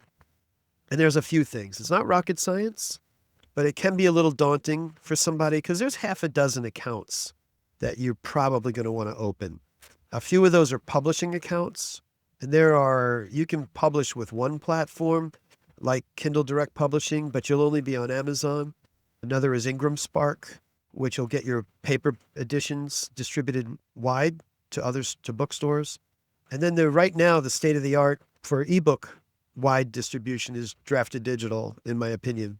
So there's three different accounts right there. As an example, generally, if I'm handling your book production, I ask you to open those accounts, share the access for a limited time with me, and all you do is create the account to the point it needs to be created in order for a book to be published with it. And then I upload the files, I manage the metadata and do everything for you. And when we're finished, I like to give each client an orientation. So we do a Zoom and we go through, okay, this is Kindle, here's how you order books, here's how you check on your sales, things like that. So that's 3 platforms. There are a few others for special situations. I'm going to list them all out, then I'm going to make it easy, by the way, with this PDF. If special needs, Lulu is fabulous for special print situations. For special editions, there are a couple, Revante and 48 Hour Books. They're not cheap, but you can get leather-bound editions and do some VIP and special stuff. So there's another couple suggestions that not everybody uses, but they're good to know about. As far as what you asked about specifically, ISBNs, that's your International Standard Book Number, and it's the handiest way to locate a book. It's a 10 or a 13-digit code that you buy in the United States. In other countries, they're free sometimes, and assigned to a book. And it's an important facet of your publishing for various reasons, without diving into another rabbit hole. But in the United States, in England, it's different. I've actually done it in England with a client. You just go through it's usually a government agency or a government sanctioned company that provides them. And if they cost money, they generally are quite expensive. In the United States, the company that handles ISBNs is called Bowker. And one ISBN, I think, is $125.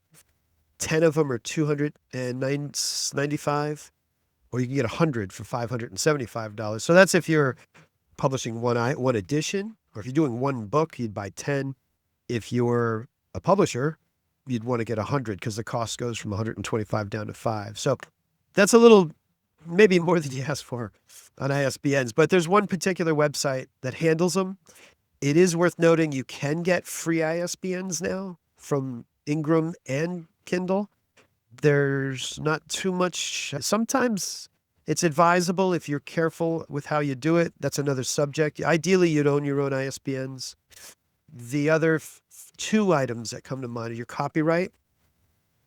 I do recommend you register your copyright. For years, I didn't think it was a concern until I had some scares. And it's only $60, $65 to register your copyright for a literary work in the United States. So I think it's worth it. Your copyright is automatic and free when you publish. I have protected my copyright simply by showing that it was published and showing the copyright page, which is really interesting. But if you register your copyright, you actually get a certificate. And I had mine here somewhere, but then you're searchable in a database, and it's $65. The other thing is your Library of Congress control number, which the main thing there is it facilitates organizing, cataloging your book for libraries, and that's free. So it's a very simple application. But each one of these things requires a website you go to, an account you create, and then some sort of advice working through it. So for 15 years, I've had to have clients go and start these accounts. So I put together a PDF called Print Options and Publishing Accounts, because there are some basic choices you'll need to make. Do you want white paper or cream paper, a gloss cover or a matte cover? All this is covered in this PDF that I finally put together.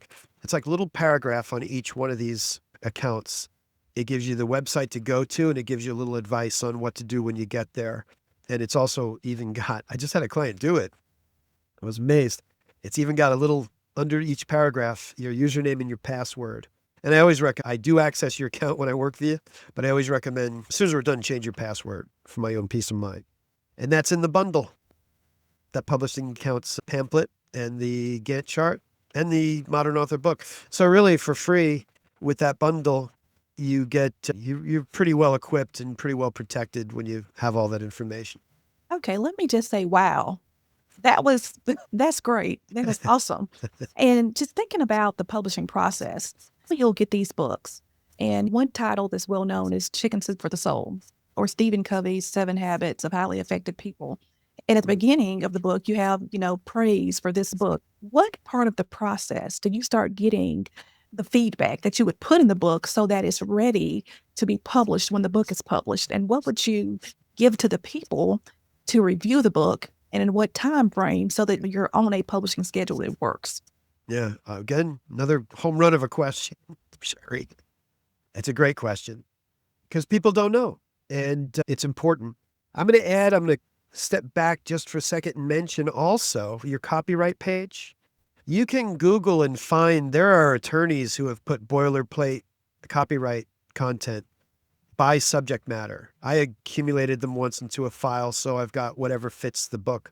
There are several websites where you can find boilerplate, disclaimer, copyright notice, whether your book's fiction or health, psychology, physical, whatever, legal advice, financial advice. So that's readily available and it's free. On the praise, which is what I call when you first crack a book open, very often there are reviews, positive reviews, 3 to 12 or whatever. The very first thing you see when you open, those are also the testimonials that you might use on the back of your book, maybe 1 or 2 or 3 on the back of a book. Also, so I'm just pointing out how useful this is and what a good question this is. You can also use that. I like to use social proof reviews in a book blurb or your marketing copy. So when you go to an Amazon page and there's a couple paragraphs about what the book is, I call that your blurb, marketing copy, your book description. It's great to have a couple of powerful positive reviews right there. The other place you can use them is on Amazon. There's different types of reviews. We all think and talk about customer reviews down at the bottom where they give you a star and they volunteer them. There's another place where you can enter editorial reviews, they're called. So this is where you can put your mother's review or the guy from the newspaper who wrote a review who won't necessarily go put it as a customer review for you, but you have it. If you create an author page with Author Central, there's a utility there where you can enter customer reviews. Even Ingram Spark has a customer reviews place. So you can use these in all kinds of places. They're very useful. One last little place that is cool to use them, and I'm making a liar out of myself because I don't see one on the top of my book here, is the very top of your book cover. People psychologically expect, if there's something written there, what's usually there? It's usually some indication that it's some kind of bestseller, or it's some kind of kick-butt review, right? So it's almost to where anything you put there might have a little bit of a positive impact at first glance, but it's a great expected place to put a powerful, succinct review. Now, how do you get them and when do you get them? You get them in the beta reader stage. So your book should ideally go through stages of exposure. The first is you, of course. The second might be whoever you first share your book with. If you've hired an editor, it's your editor, for example. If you share it with your partner, that's what's called your alpha reader, the very first person other than you to see the book. The best practice is to write it yourself, then start sharing it carefully for various reasons. Not even a frailty of ego or it's good or bad. It's just good practice. Be careful about sharing it too soon. Share it with a trusted alpha reader. That could be your developmental editor or someone you trust. Then typically in my process, if we're working together, I will help you create the content and then come up with a rough draft, then share that draft with you. We'll work out some way for you to make your changes and notes and questions and review it. Then and I'm getting to where we get those reviews. Then we collaborate and firm up the changes.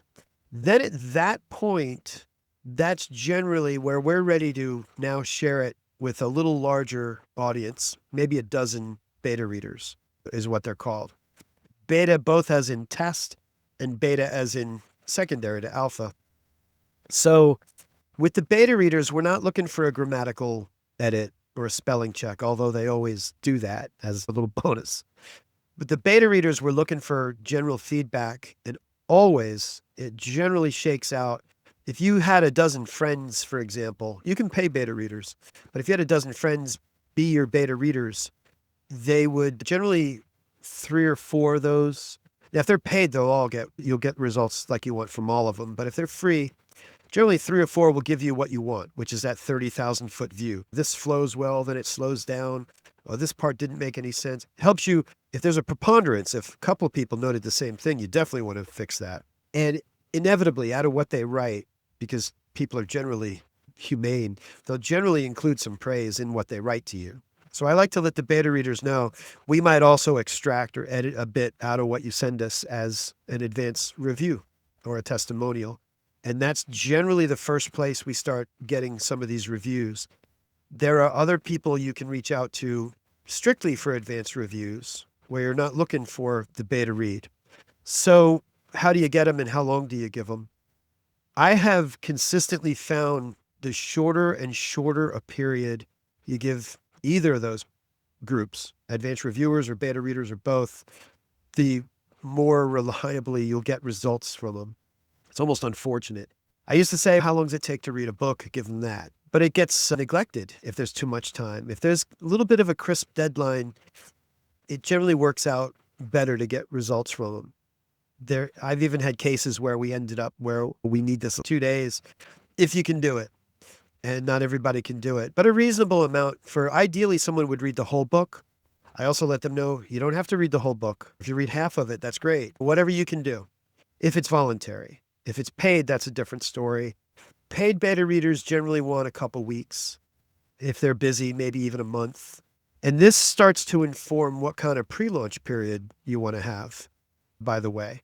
And that's how you get them. You can know how to get them. You can pay beta readers anywhere from $50 to $100, say on Fiverr, to someone who's more established, a literary critic or author might charge $750 or $1,000 for a review.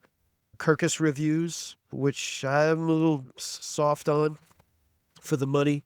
It's a recognizable agency, so it can help a book to have Kirkus reviews in your reviews.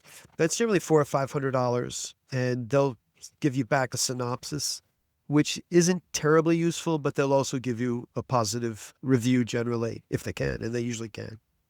The ultimate way is to create 1 or 2 teams, to either have a group of beta readers that you engage and get their agreement, or what's called a street team, which is family and friends, colleagues who agree. You let them know, hey, I'm launching a book. I'd love it if you were one of 12 or one of 50 people in my street team. And what I'm going to ask of you is that you give me feedback or a review on the book, that you review it and download it, especially if I make it like 99 cents or free on launch day, and enter a review on Amazon, ideally. And in exchange, I'm going to keep you intimate to the process. So you'll be part of a private little group. We'll give updates as to how it's going. If anybody's interested in what publishing a book is, now's your chance. And other than the gratitude, sometimes you list out your beta readers and thank them in the book as well. So how important is it to have the right person to write the foreword in your book? This is like a masterclass that you're putting together here. It's awesome. It can be to different degrees. The ideal, I had a basketball coach in grade school. We were a ragtag basketball team, right? Bunch of poor kids, no good. We used to get our butts kicked every year. And then one year he came in with another coach who I was little, but this guy must have been 20 something, right out of college. And they turned us around and we won the championship like 2 years in a row. We went undefeated the second year. But one of the things they taught us, he cut it back to the ultra basics. And we learned very basic defense and stuff. One of the things he taught us, which was, I should write a book about this because it was like watching Hoosiers or something. Bunch of little lower middle class kids, right? He said, no matter who you are, we don't shoot with one guy. If you get the ball, your first thing you do, and he pounded it into us, look to the basket. Look to the basket. If you have a shot, take it. I don't care who you are. Look to the basket, as he would say. So just wrap that anecdote, it was brilliant because the teams we played never knew who was going to shoot. They didn't know who to defend. They couldn't focus on our tallest guy or anything like that. And it made us champions. So with a forward, the first piece of advice is look to the basket and see if you have a shot. Okay, now what that means is the forward plays a role. The ideal role a forward will do is sell your book for you. So if I'm writing a spiritually based motivational book, if I can get Deepak Chopra to write the forward, it's intuitive, right? It makes sense. I'm going to get a bunch of sales just from that. If I have a good example, I've had some celebrity forwards where it really helps the book. Great example, Dr. Rosado, who I've helped with a couple books. Brilliant doctor, pioneer doctor. He's a cannabis doctor as well, right?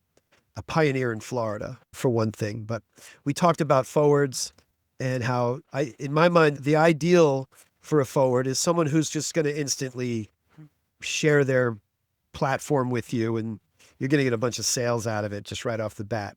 The second best thing you can do is find somebody who's going to lend credibility to your book, because it'll help it sell and it'll give readers confidence, not just to buy it, but give them confidence in the read.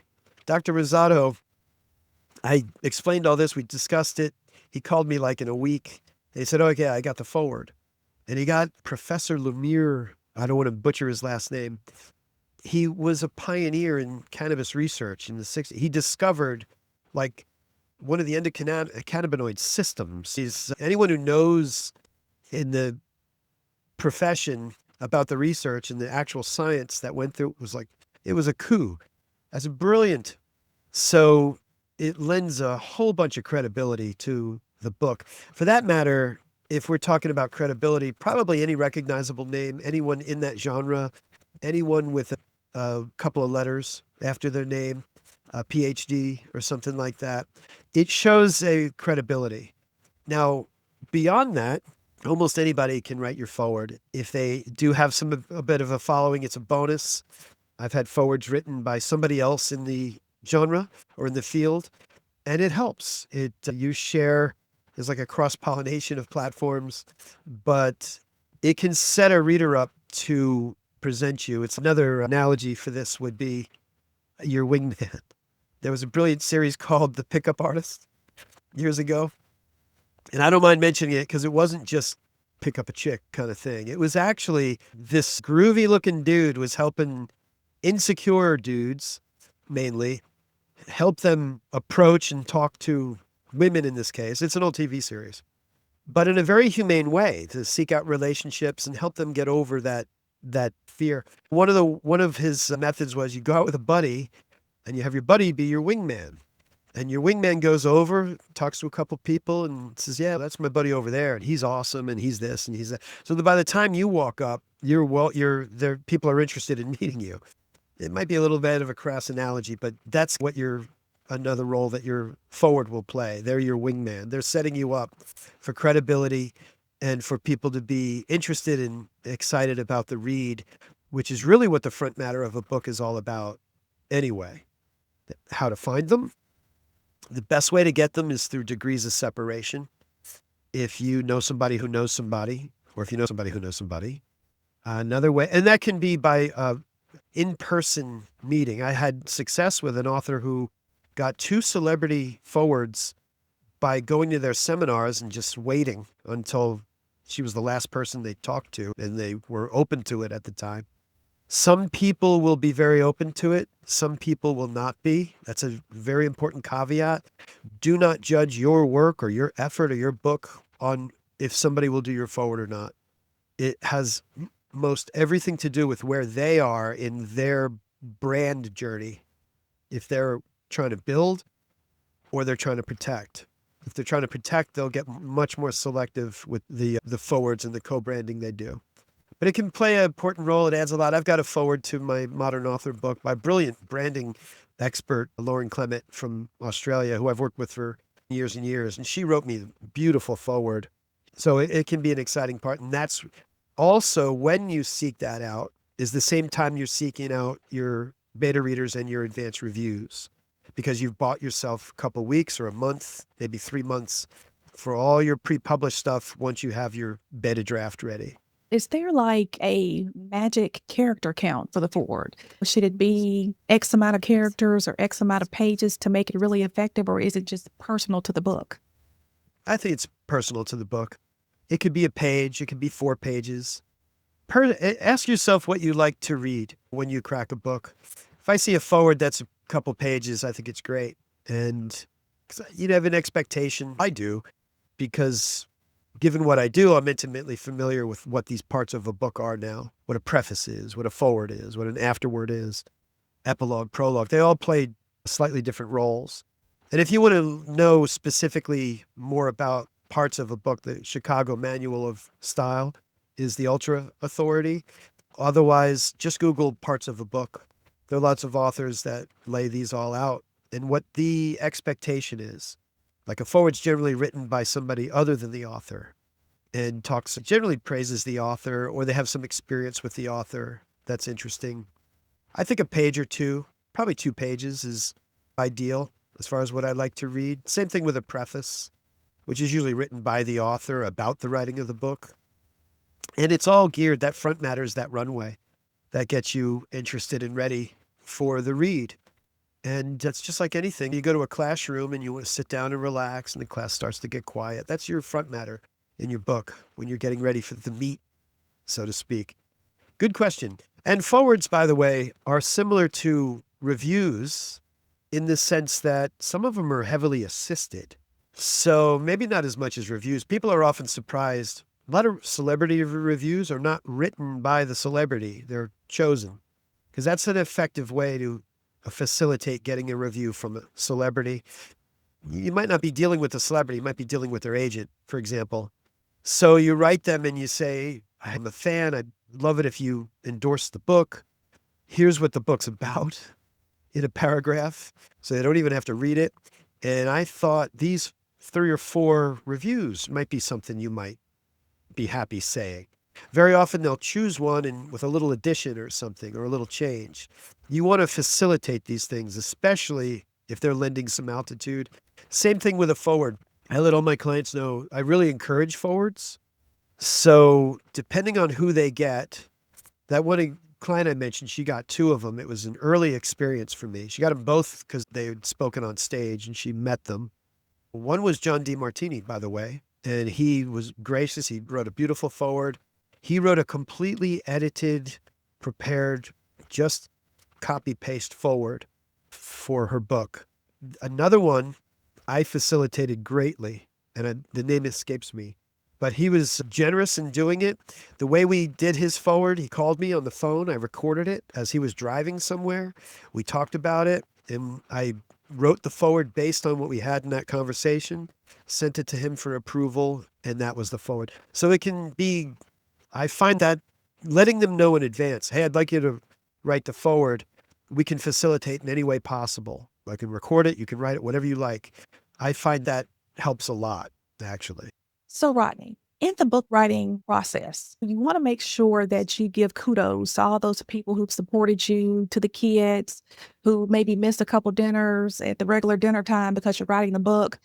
What are some of the considerations when you're doing acknowledgments versus dedications for the book? We really want to let people know, hey, I appreciate you and the contribution that you made to this book. Yeah, sure. Another good question.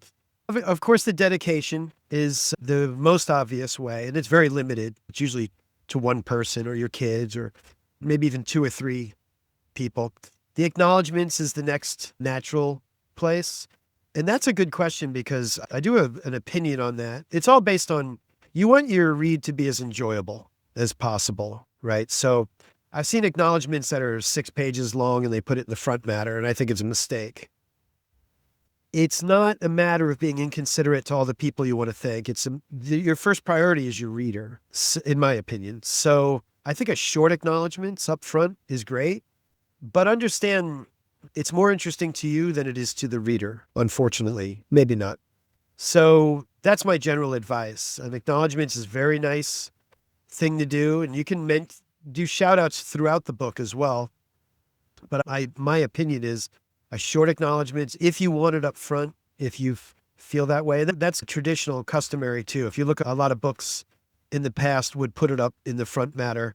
I think it's more appropriate in the back matter, frankly, because that front matter, it's an important stage of a read to groove somebody in and welcome them. And put it this way, if somebody shows up at your party, at your house, you open the door, hey, welcome, come on in. You don't start telling them about all the people that helped you with the party necessarily. You show them around, like, here, there's food there and whatever. That's it. Actually, see, you're doing it again. I never thought of that. That's a great analogy. We should write books together.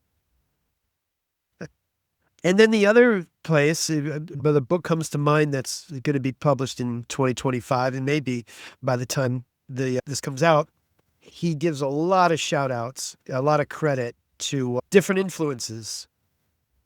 throughout the book. And I've supported that in the development and the editing of his book by including footnotes, which is something I like to do in copy editing. Make sure that not just that things are cited, but somebody's given credit for. I admire that more if somebody's, this wasn't my idea, it was this guy's idea. Frankly, that's my approach with sharing information on self-publishing. If somebody's looking for information on self-publishing, I think I say in the beginning of my The Modern Author, I don't think I'm the only one you should read. I don't think I'm your only source of information.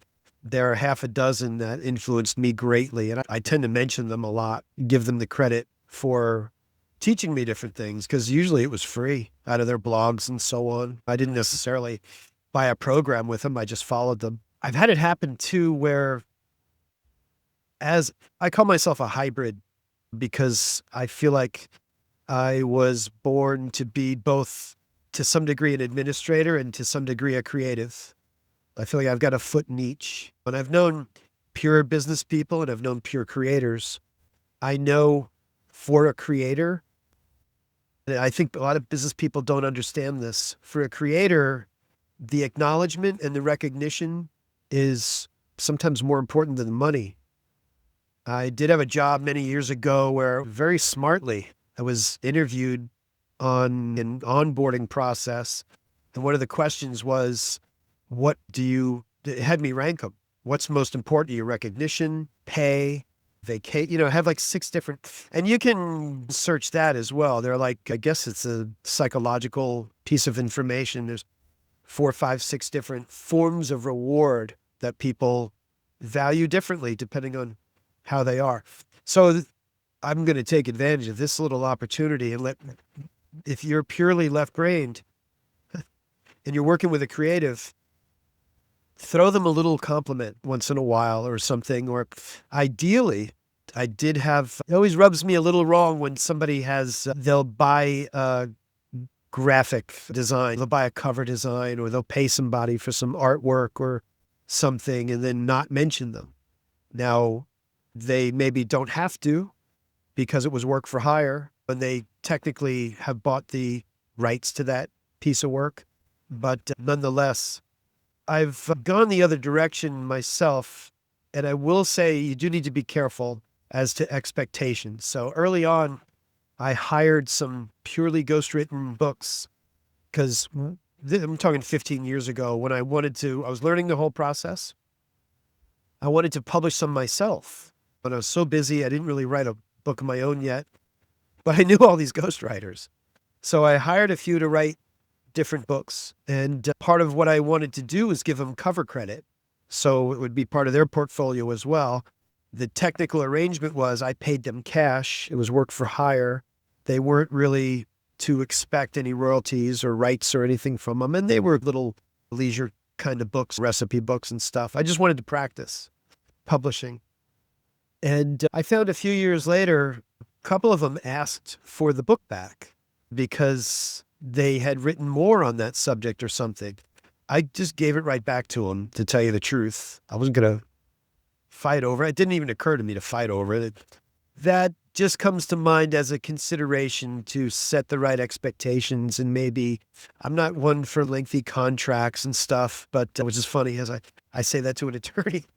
But when I was 18, I read Art of the Deal, and our current president used to make multi-million-dollar deals on a napkin.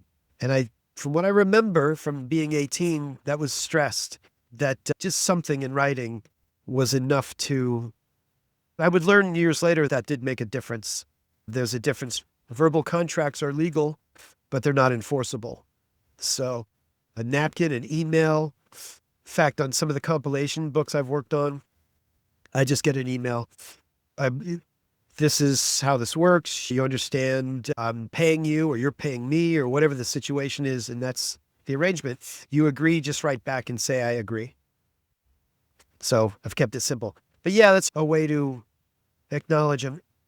Interestingly, I did do a compilation book, Inspiring Women, which is over here. It's got 16 different women who volunteered their candid stories of inspiring stories. And I wanted to acknowledge them all, in multiple ways. They're all in the book, and that's all fine.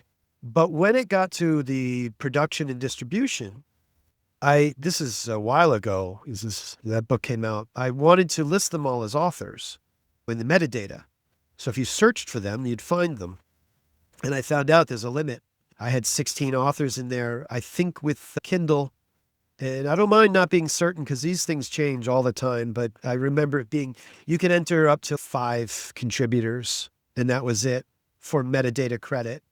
And that includes the author, the editor, a designer. So I would list as many as I could. And I don't know how I finagled it. I might have listed a different 5 with Ingram and a different with Kindle. Various ways. You can thank people outside of the project as well. I mentioned Ashley Leppert. She called me out of the blue a few years after her book came out to verify an address. I didn't know why. And she sent me a beautiful bundle, a hardcover signed copy of her book with some swag. And it was a really beautiful, beautiful thing to do. So let's talk about book compilations, because that is such an awesome way to have multiple thought leaders weigh in on a topic that's specific to an audience. What are some of the best practices? Because there may be expectations in terms of royalties, in terms of them promoting the book and getting the book out there. Just what are some of the things that you've experienced that can actually insulate you if you're the person who's managing the entire process? Yeah, another great question. I had read that Chicken Soup for the Soul, which is probably the hallmark. And when you talk about compilation books, you think of Chicken Soup for the Soul. It became a whole franchise. You think about The Secret, right? Which launched a lot of careers, speaking careers and whatnot. The Secret, for example. From what I understand, from something I read, Chicken Soup for the Soul, they have 100. There's 100 people featured in that book, I think. I used to have a number of these compilation books, particularly when I was doing Inspiring Women, because I wanted to see what other projects look like. So I found out from what I read that Chicken Soup for the Soul, I think they paid everyone like $200 to be in it. And these are ordinary, like people like me, and not household names, just regular folks. So they were probably happy. The way I took that, it reminded me back in my real estate days. I didn't do it, but in fact, I protected one client from it. Some investors will come and say, I want an option on your house or something, and here's the contract, and I'm going to give you $10. Well, the reason they do that is for a contract to be legal and binding, it's got to have what they call consideration. And it can be $1, right? It can be $10. There can be some consideration. So that's the way I took that. It's like, oh, they gave him a couple $100. It was consideration. Probably if they took $200 to be in the book, they would have taken nothing. But the author or the publisher, sure, probably smartly, that protect themselves, probably had a little bit more of a contract than I did in my agree to the email thing. So that's a consideration. Just find out what people may want or expect. I also think of people get involved in your project for different reasons. It goes back in the past, you and I have talked about someone who does a forward. The way I see it, someone who's on the rise may be very interested in doing your forward. Someone who's reached a plateau or a peak or some point, milestone, might be more careful about doing your forward. I had a woman invite me to be on her podcast years ago. And I said yes, and we sat down to do the interview. She pulled out a list and said, okay, do you have a social media following of at least 10,000? I said, oh, no, I don't. It's just, she looked shocked and said, oh, we can't do the interview. So I think that was very cute back then. I have a completely different viewpoint now with podcasting, but it just shows the expectations have to be in line. A lawyer told me once, prenuptial agreement generally aren't worth the paper they're written on, except for it gets the couple to sit down and discuss their expectations, their goals. And very often at that meeting, they realize we should not be together. So that's the gist, I think, of the most important thing. A lot of people are just excited by the idea of being in a book and what that could potentially mean.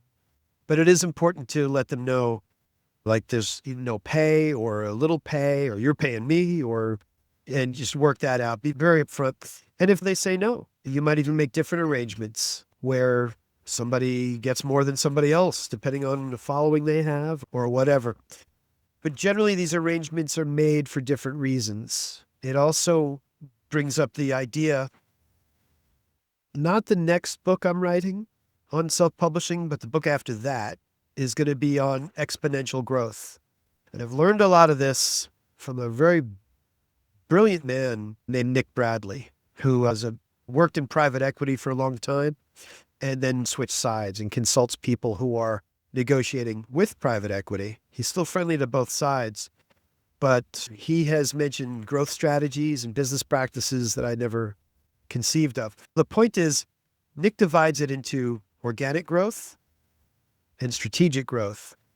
And the relevance for the question is, in strategic growth, one of the most powerful a powerful thing you can do in business is what's called a joint venture or a partnership or a merger and an acquisition.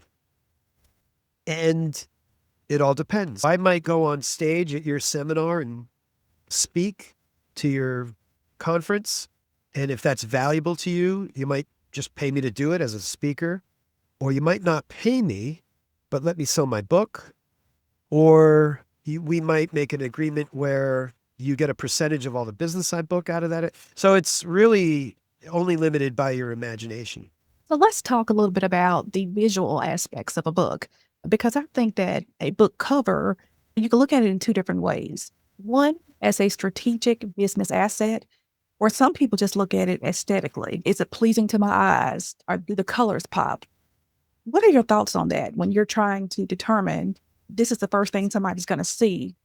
Yeah, a couple things. First of all, I hate saying this to authors, but your cover design is as important as your book, especially when you're early on. So that the purpose of that statement is just to convey, give it the weight and the patience and the consideration it deserves.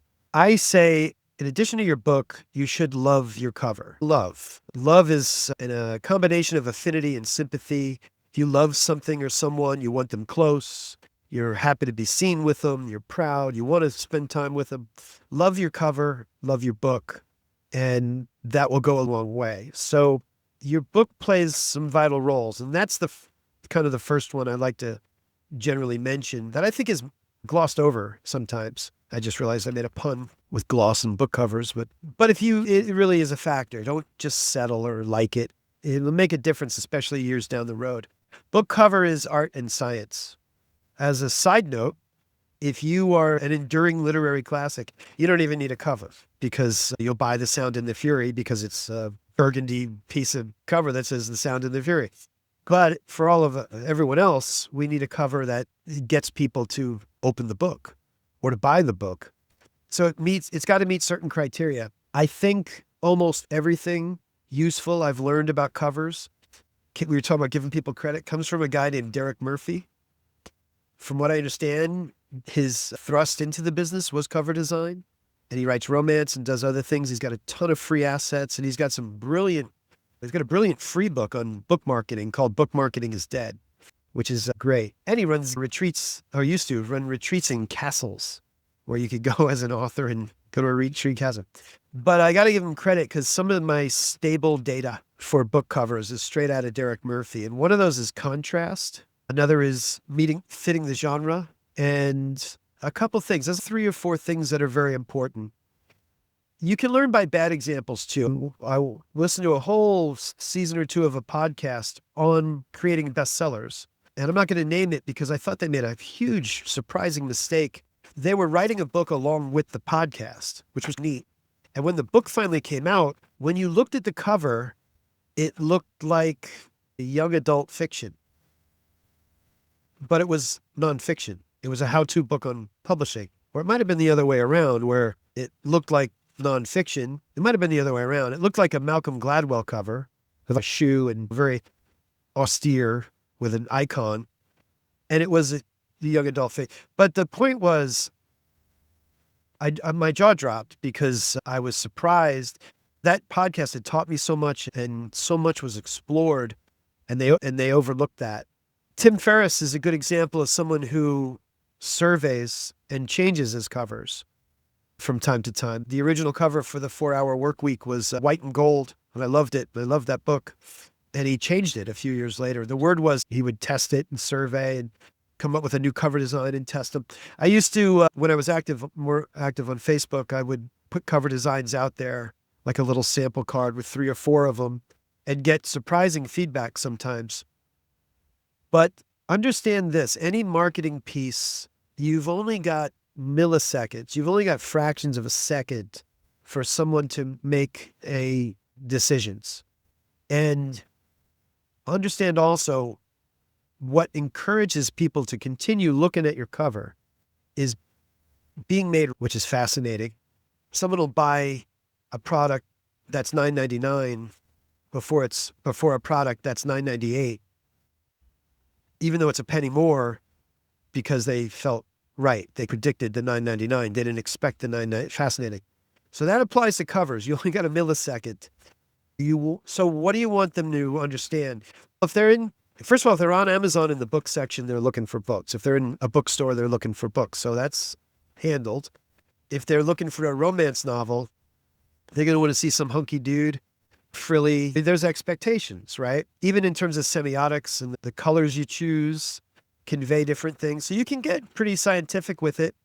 If you don't want to get that deep with it, you can always just listen to your gut. What does that look like? Does that look like a romance novel or a science fiction or self-help, or does it fit the person looking for the book that I'm thinking of?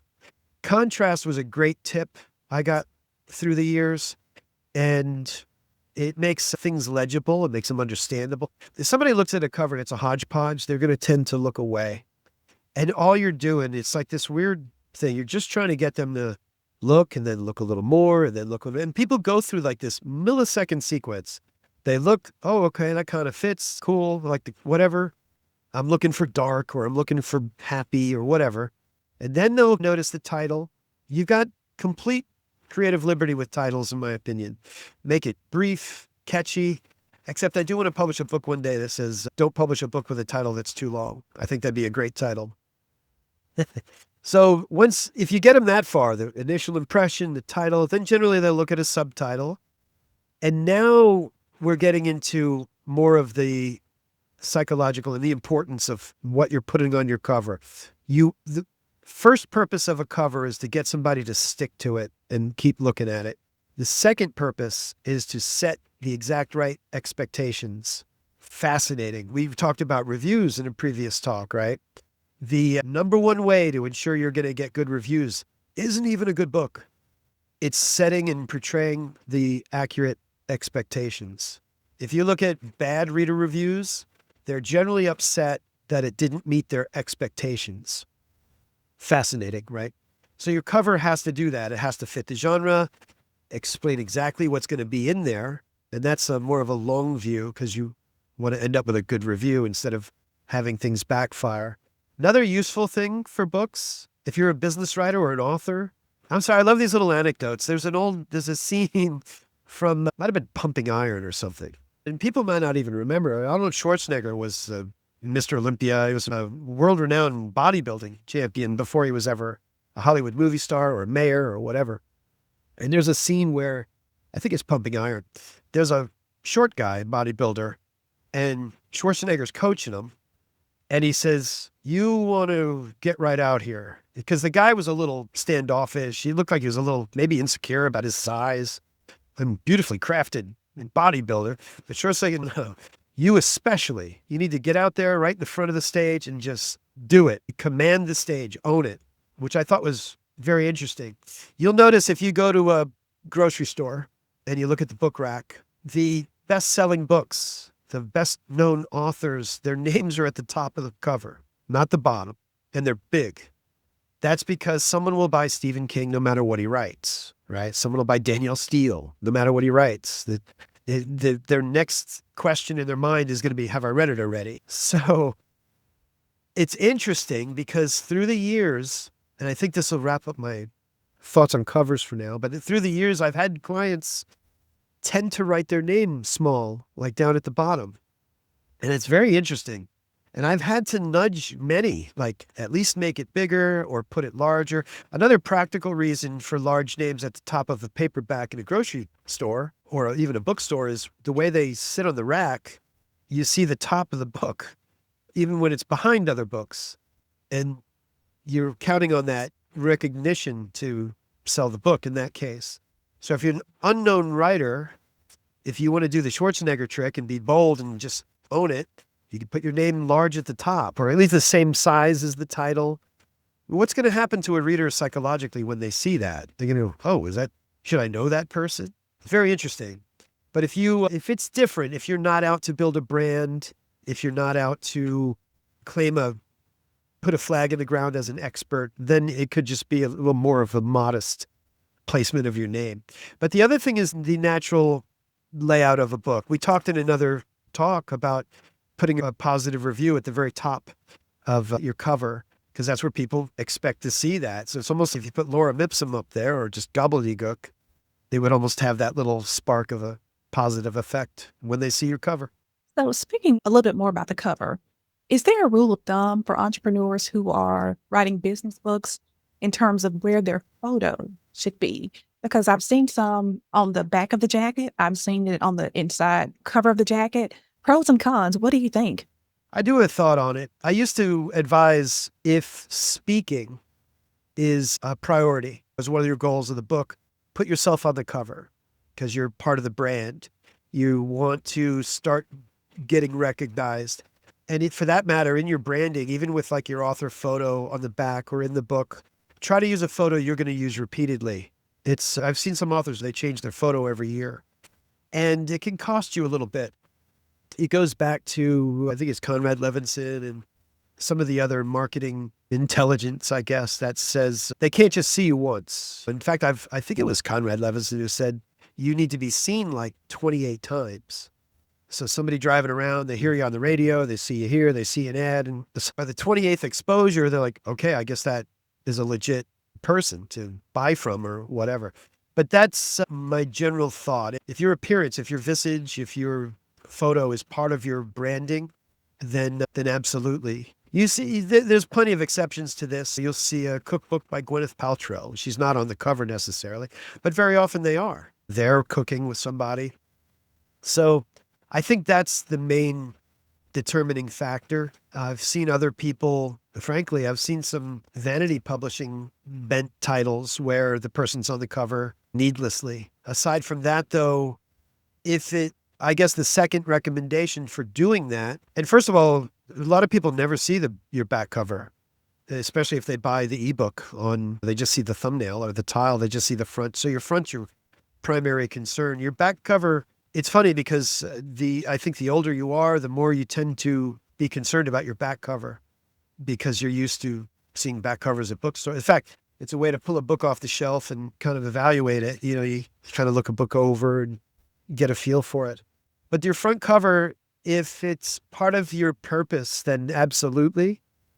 Now, once you're an established brand, I see some people take their picture off the front cover in certain books or updated covers. There was a book cover completely a woman's first book, but the cover, I'm thinking of a couple of them now, the cover really contributed. So like a rags to riches sort of theme, or in one case, I would love to think of the name because it's just a really beautifully whimsical book where she had a picture of something about poop my pants. I'll think of it. But she wrote a memoir about her crazy days growing up. And she's just a wonderful lady. She really took her book seriously. She did a lot with it. And I'll try to think of it. And she had a picture of her as a kid. Which, by the way, that's another thing that will inform. If you're trying to decide if you should put yourself on the cover, part of your research determining your cover design should be looking at the top books in your genre now. That's another interesting thing with covers. Don't look at covers from the 60s. Look at the top books now. It's fairly easy to do. There's a little clicking around you've got to do on Amazon. And I will say it's a different experience to go into a bookstore versus just looking at books on Amazon. If I'm studying a genre or looking for cover inspiration. Ideally, you do both. Go into a bookshop and look on Amazon. Amazon makes it very easy, though, to look at their top 20 in any particular niche category and have them all laid out. The next thing you want to do is look at the reviews that the books have. You don't necessarily want to be heavily influenced by a book that has 2 reviews. But if a book has 2,000 reviews, you want to take what they did on that cover very seriously. That is evidence that it sells, evidence that it's connecting in your genre. It's also a way to cheat. It's a way to get large researched publisher advice without paying for it, because there's a lot of thought that what probably went into that cover. And if your genre has a bunch of covers of the author as a kid, for example, then you might put yourself on there as a kid just to fit the genre. So for someone who is new to book publishing and they are considering a self-publishing journey, are there any safe choices for fonts or for the color of the page? Because I know you mentioned cream versus white. Are there some safe places to go if this is your first book? I'm trying to think if you've asked any bad questions. You haven't. Yes, and I have another anecdote, which I use for this, actually. I think I mentioned it in my book. I had, when I was a younger man, I had a boss who came and visited us, and he taught chess at his wife's school that she taught at. So I really liked chess. So I wanted to learn from him, and I was all excited. I said, yeah, I want to get this chess set with, I forget what it was, dragons and knights or something on it. And he said, no, you don't want that. I said, why not? He said, because when you're playing, you don't want to have to figure out what the pieces are. You just want to know there's a pawn, there's a queen. It shouldn't be part of what you have to deal with. And I thought that was brilliant, the simplicity. I started to apply that idea. And years later, when I was in real estate, I actually came up with a brand for a real estate company. And the sign looked like one of the for sale by owner signs you'd see if you went to Home Depot and got your own for sale by owner sign. And the idea was, if somebody's driving down the road, because people, when I was in real estate, were getting very creative, different posts, different this. And I realized, man, when you drive by, you don't know that house is for sale. It looks like a yard decoration. I want somebody from 3 blocks away, 5, 6 blocks away to go, oh, there's a house for sale. So the point is, yes, when you use your fonts, the other analogy for this is the phone in the movie theater. When you go to a movie, one of the things you want is the milieu. You want an uninterrupted experience. And if a phone goes off, it disturbs, it can spoil that whole experience. So you don't want any cell phones in the movie theater. So where I'm going with these 2 stories is you don't want to consider your font a design choice so much. I would say a simple serif, like a Adobe Garamond. Garamond is my favorite font. I have a favorite font because I'm a book geek. Times New Roman. The point is that it's expected, it's graceful, it's not unusual. Suppose if you're doing like a wild science fiction book or something and you had a goofy font, I still think it would be a distraction. I still think that something very basic, something that becomes invisible is what I advise. Because you're not after putting attention on the font, you're after making that invisible enough that somebody's into your material. So when it comes to fonts, simple sans serif, which just means it doesn't have all the little squigglies, like a Calibri or an Arial. But in general, if given my druthers, I use Garamond as a general rule of thumb, as well as book design. Book design can be very basic and clean. There's a little design that I like to put in, like a chapter starts and so on. But you don't want that to be what the book's about. You want that to support the read, not take away from it. And as far as your paper choice, yeah, there's advice on there too. It's set by genre. If you write a memoir, I think you should go with cream. In fact, I have my own rationale for this. If you write self-help, I think you should go with white. And I thought about that. I recognized at one point that seems to be the appropriate choice. It seems to be based on genre. My guess or my conclusion was with the memoir, for example, in cream, it's a little softer on the eye and you can get into more of a flow perhaps with that. With white, it's more of a contrast with black type. But if you're reading nonfiction, you're not necessarily going to read 8 chapters in a sitting like you might on the beach with a novel. You want more, it's like a caffeine effect maybe. You want more alertness and you want more clarity with what you're doing. So yeah, there's some useful things with that.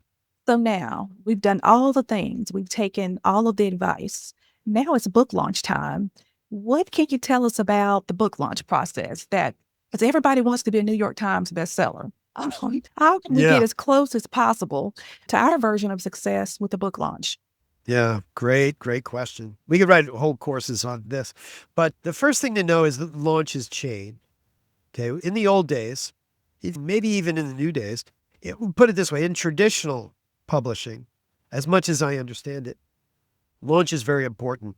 If you're an author and I'm a publisher and I'm going to pick your book up and I've given you a $5,000 or a $10,000 advance, I've at my expense had an editor work with you, had a cover design work with you. I've got 10, 20, 50, I don't know, 100 grand invested in your book before it's even out. That will include some certain promotion, and you're expected to work that promotion as well by making appearances and following our advices and so on. But that launch becomes a very critical milestone. So generally, they're not looking for an Amazon bestseller. They're looking for what's called a national bestseller, which would be USA Today, Wall Street Journal, New York Times, right? So that in itself has a higher bar, the national bestseller. And it's achievable even in self-publishing with certain strategies, which are generally more involved than most self-publishers decide to continue with. I've had a lot of people love to hear that idea. I've had some authors I've worked with where we actually started out with a plan to launch and take a stab at becoming a national bestseller. And most of them give up on the idea. Most of them dump it. And it's a practical consideration. It requires a longer launch. In my opinion, it requires a pre-order period of hopefully 3 to 6 months, which today people are so shocked. In the old days, a publicist would want a year with your book before it even came out. Now, you tell somebody a year, the expectations have changed so much with instant gratification in digital publishing and self-publishing. So your national bestseller launch is a whole nother animal. Your traditional publisher who has money invested in you, my experience with some traditional publishers, and I was actually in a partnership with someone with a lot of traditional publishing experience, so I stand to be corrected, but he had certain maxims. And the launch, one thing he told me, what a book does at launch, in other words, how many sales, how much money it makes, is usually how much it will do each month after that. Okay, interesting. That's not my datum. He had 20 years experience in the business. So what a traditional publisher is looking for from a launch is to see if your book will pay out, as it says. So if I've got 10 grand invested in you, I want to make that back at launch. If I make that back as a publisher, and it's called an advance because it's an advance. It's not a grant, by the way. If you pay out as a author for me as a publisher, I'm going to be very interested in continuing with you. If you don't pay out, a lot of publishers lose interest in supporting the author. It can get bad.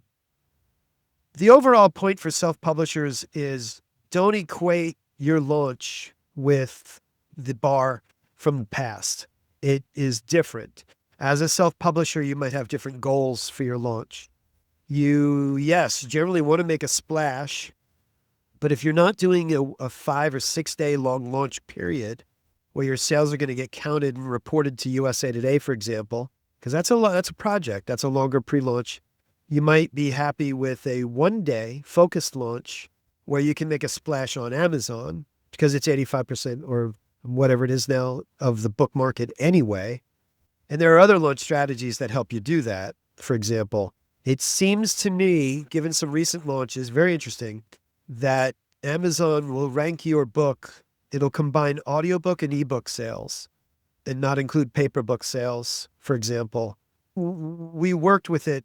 I do work with some authors on achieving bestsellers. It's generally, and I have a fully thought through strategy for bestseller launch, but it involves sales through different channels, an extended period of time, very precisely chosen channels, because you want them to aggregate their pre-sales, which they don't all do.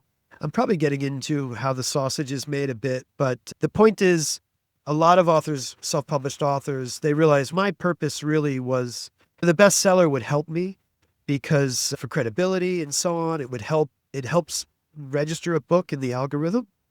But the effort and cost and time involved in the national bestseller, most deem a little costly, and they choose to do the one-day launch event. You can go far with that too. You can spend time building up and promoting that. It's not to be not taken seriously, and there are benefits to it, but it's not so you really have to consider what your purpose for the book is in the first place. And any activity, anything designed and planned for your launch is a cost and an effort and should have some sort of result you're looking for. Common goals for self-published launches are reviews, of course, sales, very often sometimes just engagement with your community, finding new readers.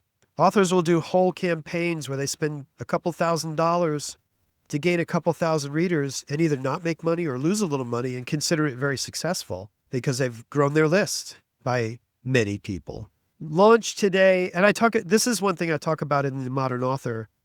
It has different purposes. It's more customizable, and it's not quite as important as it is to traditional publishers, to be frank about it. Rodney, this has been awesome. I knew that there was a reason they call you the book dude.